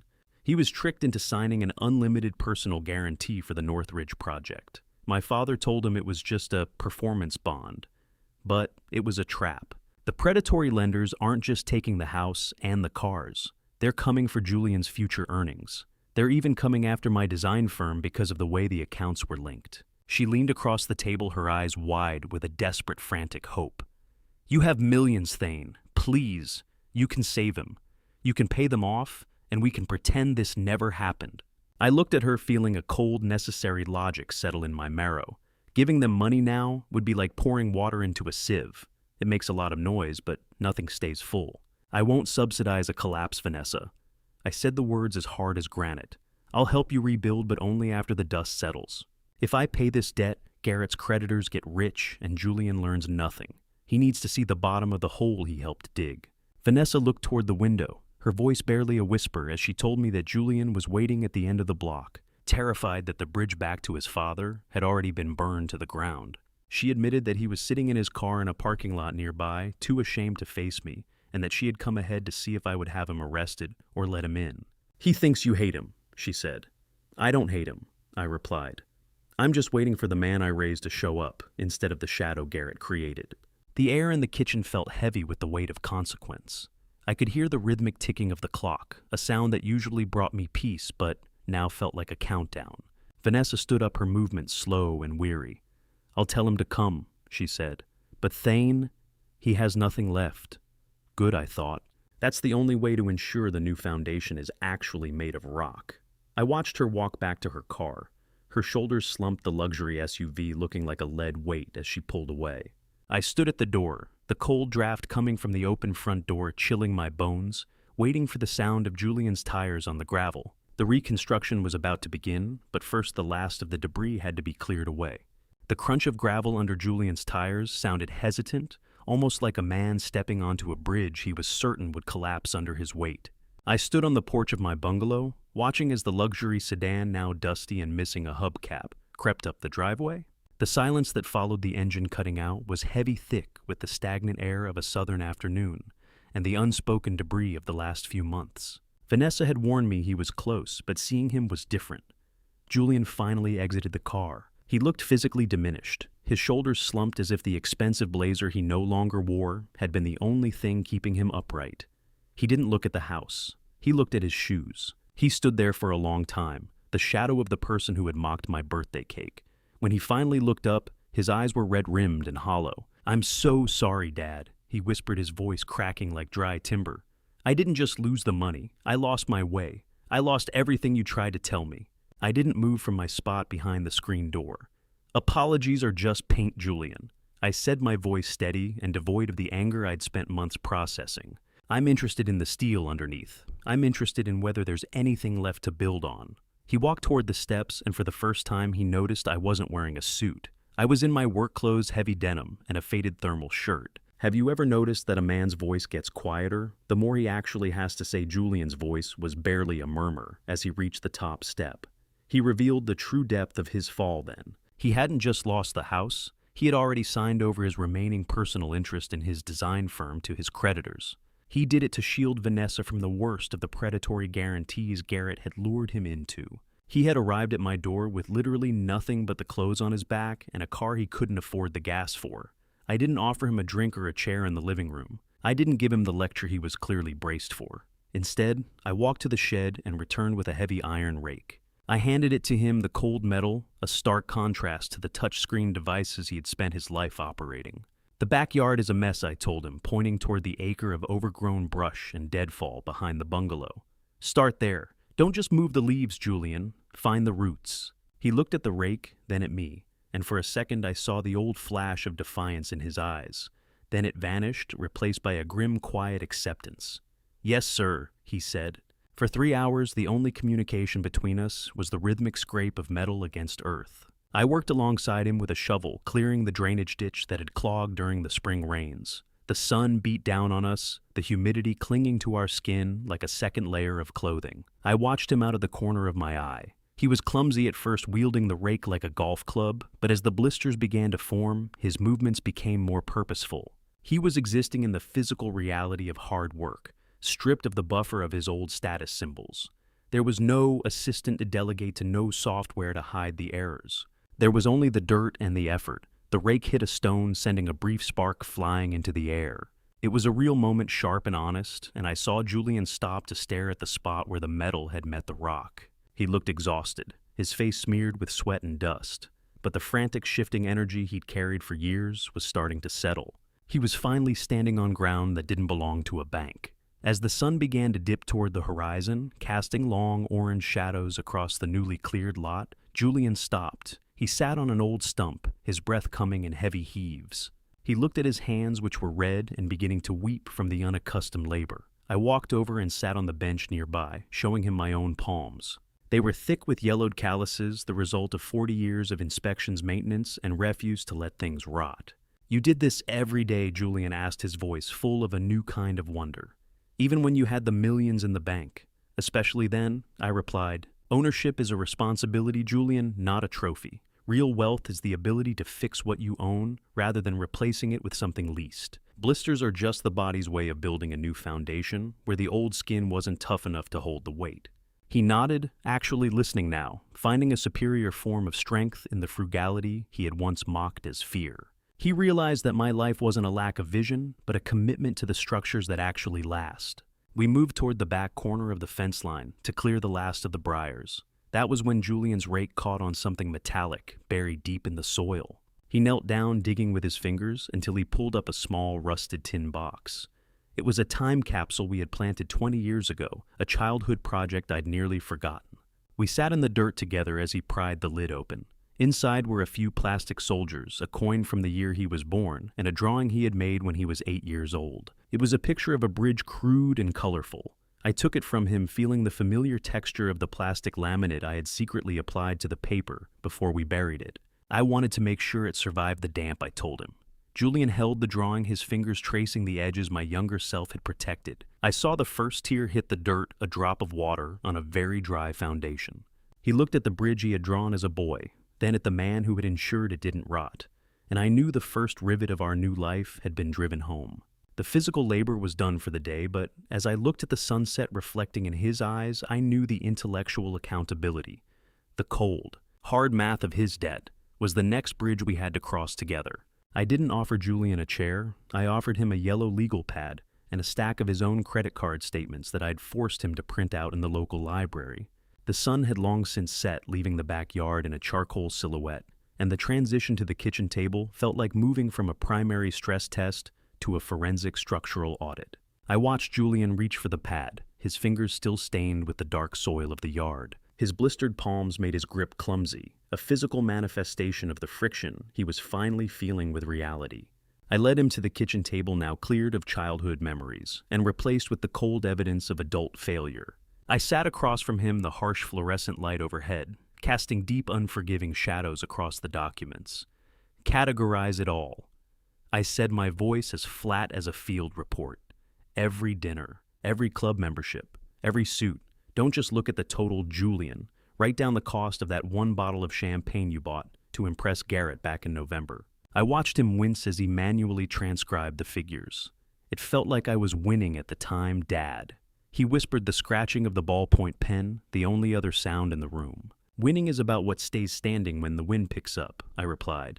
You were just buying the wind. Have you ever wondered why the bank's furniture is always heavier than your own? It's because they own the ground you're sitting on. I introduced a second column on the legal pad, the compounding interest. This was the math Julian had spent his entire life ignoring, the hidden rust that had been eating the heart out of his freedom while he was busy polishing the surface.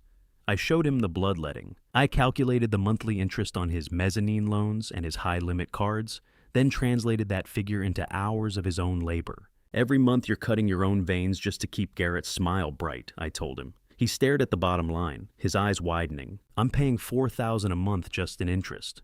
That can't be right. The pen snapped in Julian's hand. The black ink leaked out slowly, looking like a fresh bruise on the yellow paper. It's exactly right, I said. You've been working 60 hours a week just to pay for the privilege of being Garrett Vance's human shield. I sat back, letting the weight of the numbers settle into the silence of the kitchen. I revealed a detail I had kept in reserve for over a year. I haven't just been watching you, Julian. I've been tracking your spending through public lien records and credit alerts for 12 months. I knew you were failing long before the birthday dinner. I saw the cracks in the foundation before you even felt the floor vibrate. Julian looked up at me, his face a mask of shock and a sudden sharp sense of exposure.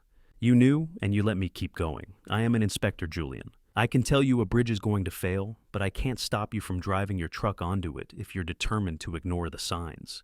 You needed to feel the sway.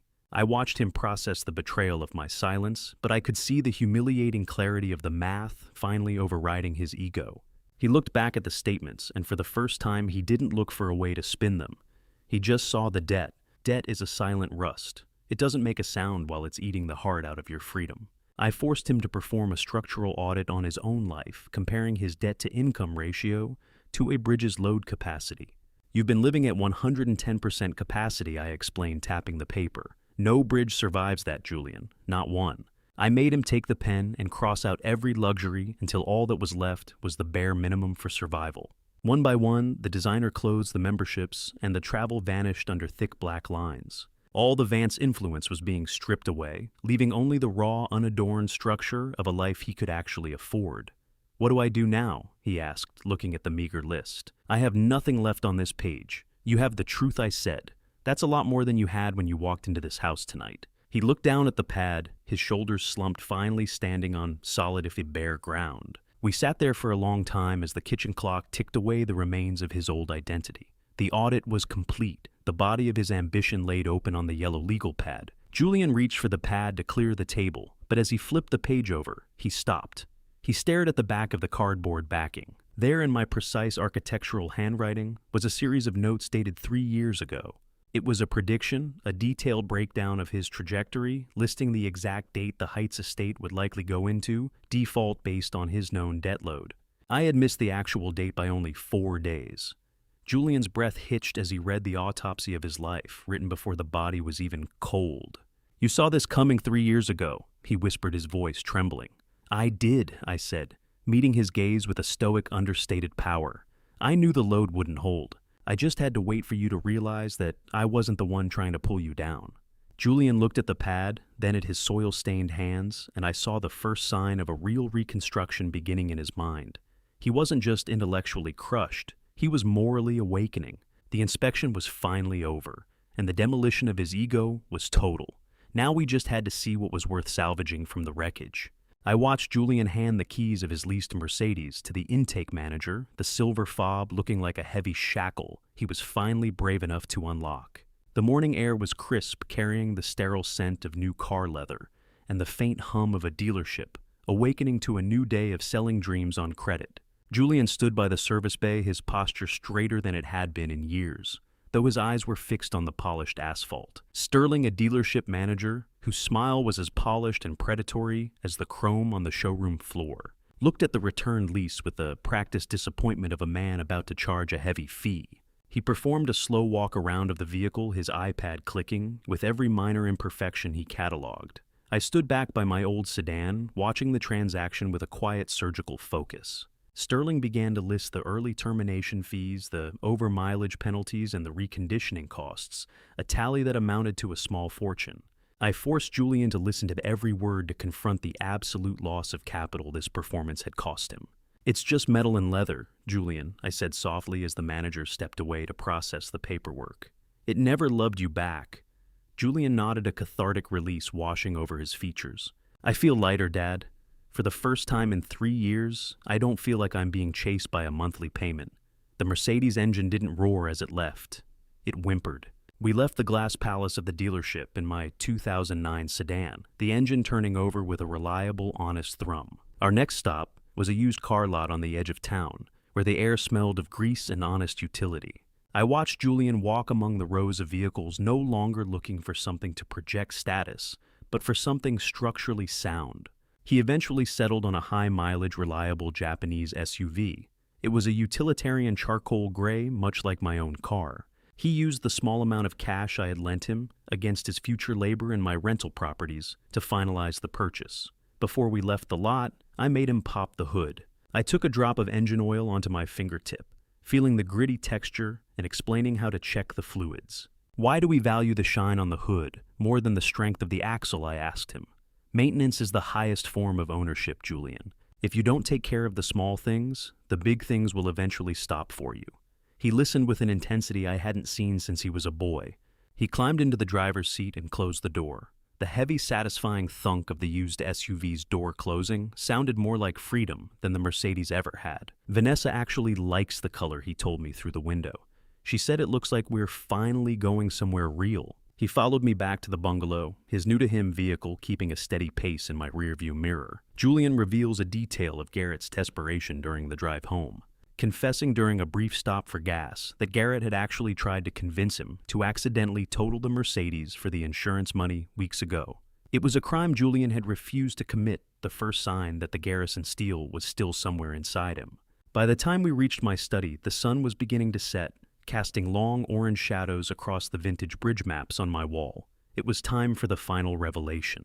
I sat at my desk and pulled out my actual investment statements. Not the summaries from the dinner, but the full 35-year history. I laid them out on the oak table like a blueprint for a life. Julian sat across from me, his eyes widening as he traced the slow, agonizing start of the portfolio. He saw the years of meager contributions and the explosive power of the final decade. He stared at the dividends being reinvested during the 2008 market crash, a time when he remembered me being particularly frugal with our household budget.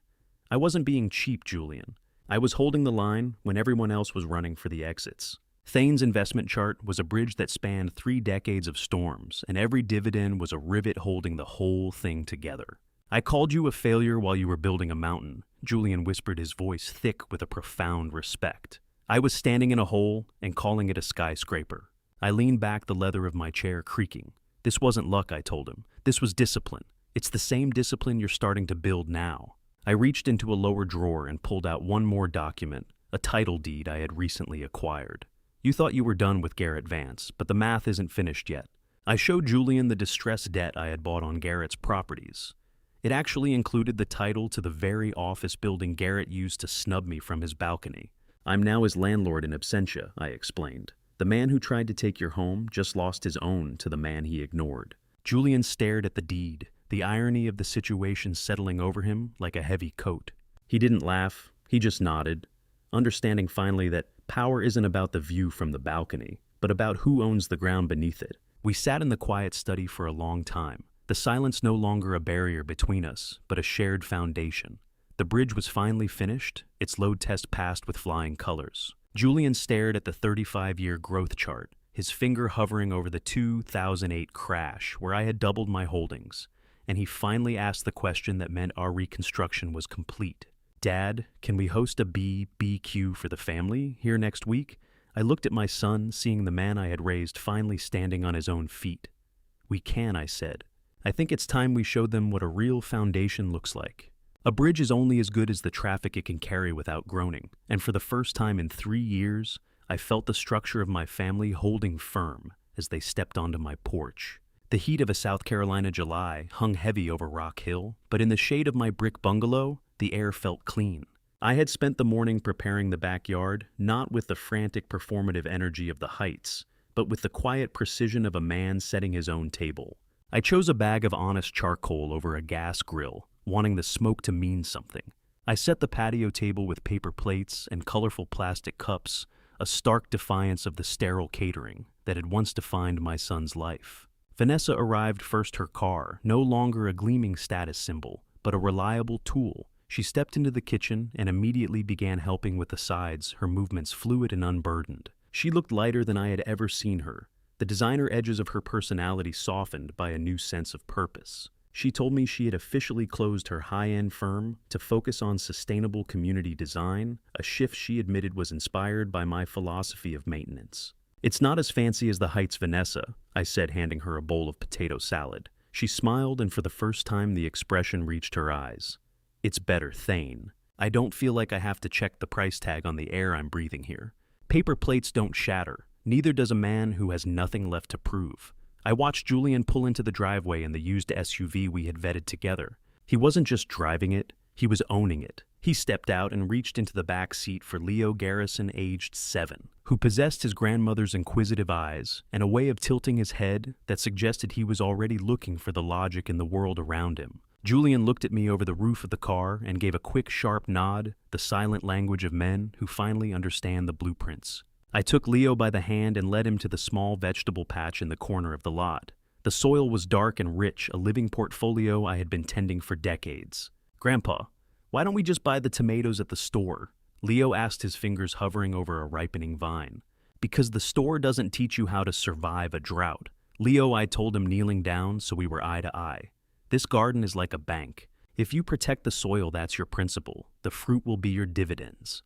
They'll feed you forever." He listened with a focus Julian never had at that age, his small hands already covered in the cool, wet texture of the earth. He was learning that things grow from the ground up, not from the top down. Why do we wait for the storm to hit before we check if the roof is bolted down? I moved back to the grill, the smell of hickory smoke and searing beef filling the yard.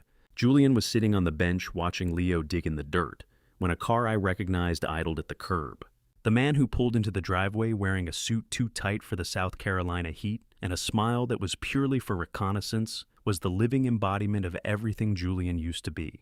It was one of Julian's former sales associates, a man who had undoubtedly heard rumors of Julian's financial collapse and had come to gloat under the guise of a social visit. I watched from the grill, my tongs poised, ready to step in. But I didn't need to. Julian stood up before the man could even reach the porch. He didn't look ashamed, and he didn't try to hide me in the shadows. "So, this is the modest life Julian the man?" asked, his eyes darting toward the 2009 sedan. "What happened to the Mercedes?" Julian didn't flinch. "I traded it for an anchor," he said, his voice quiet but carrying a weight that silenced the other man's smirk. "This is my father, Thane. He didn't just build bridges. He built the man standing in front of you. He introduced me as the most successful man he knew, explaining the structural integrity of a life built on rock instead of sand. I stayed by the grill, feeling a fierce, silent pride. My son had finally stopped chasing shadows. The sizzle of the burgers on the grill was a more honest sound than any toast Garrett Vance ever offered to the wind. The associate didn't stay long. There is no fuel for a predator in a house that refuses to be shamed. As the sun began to dip, casting long, golden shadows across the lawn, Julian revealed a detail that caught me off guard. He mentioned almost casually that he had been spending his weekends volunteering at a bridge restoration nonprofit. He was using his sales skills to raise money for the very structures I had spent my life inspecting. He was finding value in the old bones of the county, just as he was finding it in our own family. We sat at the table, the paper plates laden with food, and for the first time in 3 years, the conversation wasn't a performance. It was a maintenance log of a life well lived. Vanessa leaned in close to me as we were clearing the table, her eyes wet with a joy that had nothing to do with bank statements. She whispered the news into my ear she was pregnant again. They had already decided that if it was a boy, his middle name would be Marshall. It was my secret middle name, a name I had only ever shared with Ellen. I looked at my family, the traffic of their lives finally moving across a bridge that wouldn't groan under the weight of the truth. I realized I had one last structure to build before I was truly finished. I needed to ensure this ground was theirs forever.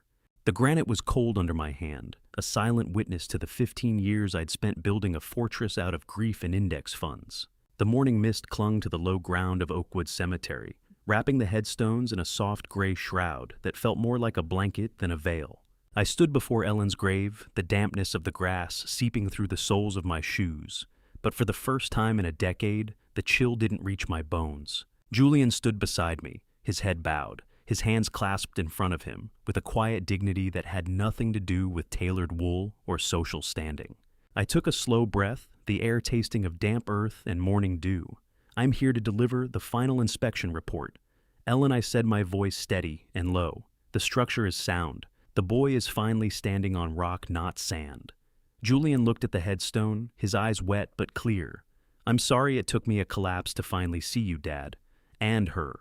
I spent so long mocking the boring life you lived, not realizing it was the only thing keeping the roof over our heads. I saw him reach out and touch the carved letters of his mother's name, finally acknowledging the depth of her sacrifice and the quiet, heavy burden I had carried to ensure his world never truly shattered. I didn't tell him right then that the peace he felt was reinforced by a secret I had guarded for 30 years. Why do we spend our lives trying to outrun the silence of a cemetery, only to realize it's the only place where the truth finally stops moving? As we walked back to the used SUV, I revealed the entry twist of his new reality. The trust I set up for you wasn't just savings, Julian. It was funded by a dead man's Switch account I'd established the day you were born.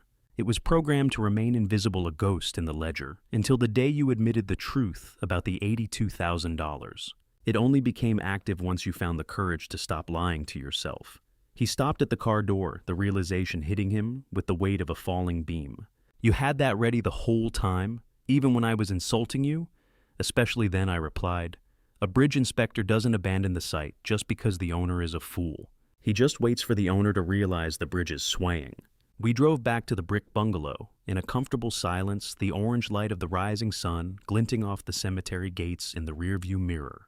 Once inside my study, I cleared the vintage maps off the oak table and laid out the blueprint for the Legacy Trust. This was the structure I had spent the last 6 months perfecting, the last bridge I would ever design. It wasn't just a pile of money, Julian. It was a constitution. The trust wasn't a gift. It was a constitution. I walked him through the itemized breakdown: governed funds for Leo's education, restricted access for the new baby, and character-based milestones that require professional integrity and debt management. This isn't a windfall, Julian, I explained, pointing to the governed clauses. It's an endowment for the Garrison name. It's built to survive people like Garrett Vance. It ensures that the ground beneath your children's feet is never again used as secondary collateral. Julian traced the legal language with his finger, his face reflecting a mix of awe and a new heavy sense of responsibility. You've planned for everything, he whispered, even the things I didn't think mattered. I sat back, the bitter, earthy taste of black coffee finally warming my throat. There was one final rivet to drive home. I slid the thick stack of parchment across the table, the same table where he had once begged for $82,000 with rain dripping off his hair. I need you to sign this, Julian. I'm appointing you as the co-trustee. He looked at the pen as if it were a 60-ton girder. Me? After everything I did, I'm not giving you this money, Julian. I'm giving you the responsibility of guarding it. I'm trusting you to be the inspector now. I'm trusting you to look for the rust before it eats the heart out of our family again. As Julian reached for the heavy fountain pen, I felt a profound sense of closure. The scratch of the pen on the thick paper was the only sound in the room, a rhythmic, satisfying noise that sounded to me like the final rivet being driven into a structure that would now stand for generations. I won't let the rust back in, Dad. He said, his hand steadier than I had ever seen it. I promise. Signing that paper was the final stress test. The ink was the seal that proved the Garrison Bridge could finally hold the weight of the future. I watched him sign his name next to mine, the Garrison name, finally standing alone without the hyphenated shadow of the Vance legacy. I felt the understated power of the moment, the strategic security of my family, finally matching the structural integrity of my portfolio. We sat in the study for a long time afterward, the morning light filling the room and illuminating the dust motes dancing over the vintage bridge maps. The demolition was over. The reconstruction was legally certified.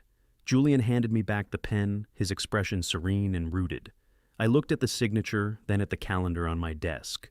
There was only one date left, circled in red. It was the end of the year, the anniversary of the night the first crack appeared in the Heights. I realized there was one final date on the calendar. We still had to face one last gathering to prove that the new foundation wasn't just a legal document, but a way of life. Happy New Year is coming, Julian, I said, looking toward the window.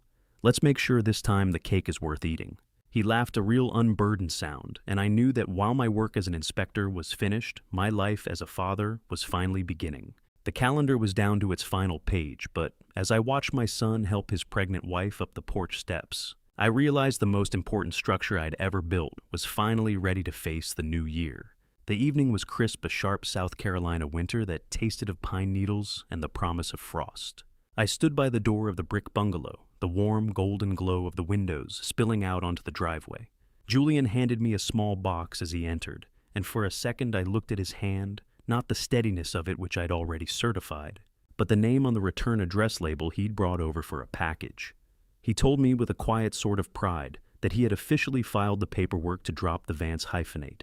He was just Julian Garrison again, shedding the weight Garrett had insisted on for social standing, like a rusted pylon being cut from a bridge deck. I realized then that the final date on the calendar wasn't an ending, but the first day the load would be carried by the right names.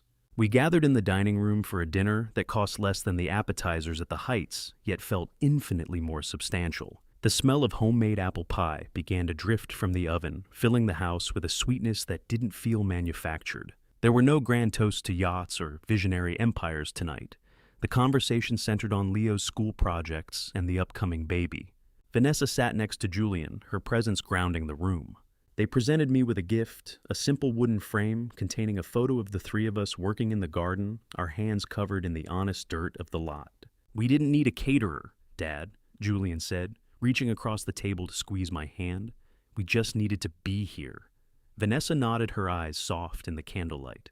"It's the first time in years I don't feel like I'm acting in a play," she added. The champagne was cheap. The company was priceless. I sat back in my chair, listening to the honest, structural warmth of their laughter, and I knew the silence I had once used as a bunker was finally being replaced by a home. Why do we spend our lives building towers when the only thing that matters is the strength of the basement? As the clock ticked toward 11, the house grew quiet. The frantic energy of the old years replaced by a steady rhythmic peace. Leo crawled into my lap as the countdown on the television began to flicker in the corner of the room. "Grandpa, do you miss the big house?" he asked, his voice small and curious.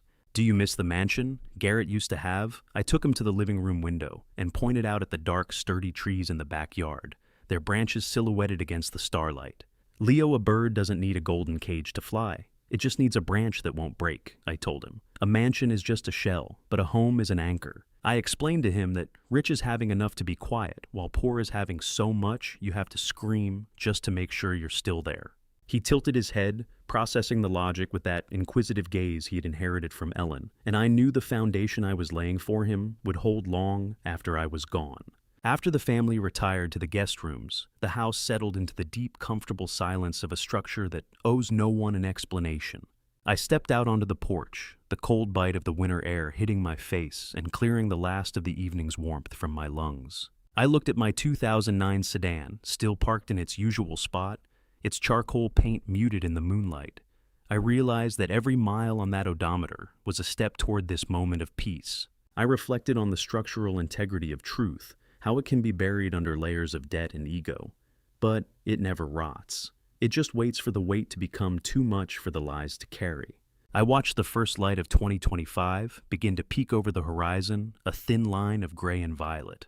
The old year left like a tired pylon being removed. The new one arrived like a freshly set beam, cold clean and ready for the load. I build things to last, Ellen, I whispered into the dark. And this one is going to hold. Happy New Year to a man who finally owns himself.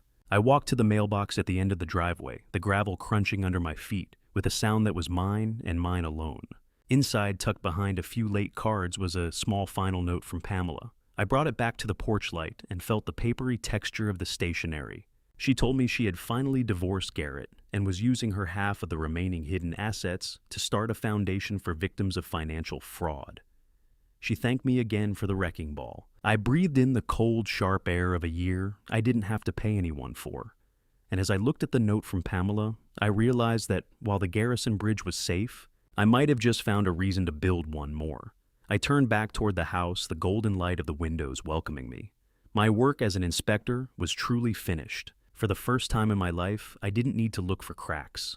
I just needed to walk through the door. I've learned from this family story it's that silence doesn't preserve love. It slowly reshapes it into distance. And distance, if left unchecked, becomes something far colder. That's how family betrayal begins, not in one moment, but in all the moments we choose not to speak. I built security, but I failed to teach respect. I gave stability, but I hid the cost behind it. And in doing so, I allowed my own son to mistake quiet strength for weakness. This family story isn't about money. It's about what happens when values are inherited without understanding. Don't make my mistake. Don't assume the people you love see what you've sacrificed. Show them, tell them, stand firm before the cracks begin. I still believe in forgiveness, but not without boundaries. Even God teaches us that love without truth is incomplete. And sometimes the hardest thing a father must do is step back and let the lesson land. Because in the end, every family story is a test of what we choose to protect our pride or our principles. And every family betrayal leaves behind a question. Will you rebuild stronger or pretend nothing broke? Thank you for staying with me until the end of this journey. I'd really like to hear your thoughts. What would you do if you were in a situation like this difficult choice between loyalty and self-respect? Share your perspective in the comments. If this story resonated with you, consider subscribing so you don't miss what comes next. Just a small note. While inspired by themes like generational conflict and trust within families, some elements have been adapted for storytelling. If this type of content isn't for you, feel free to explore others that better match your interests.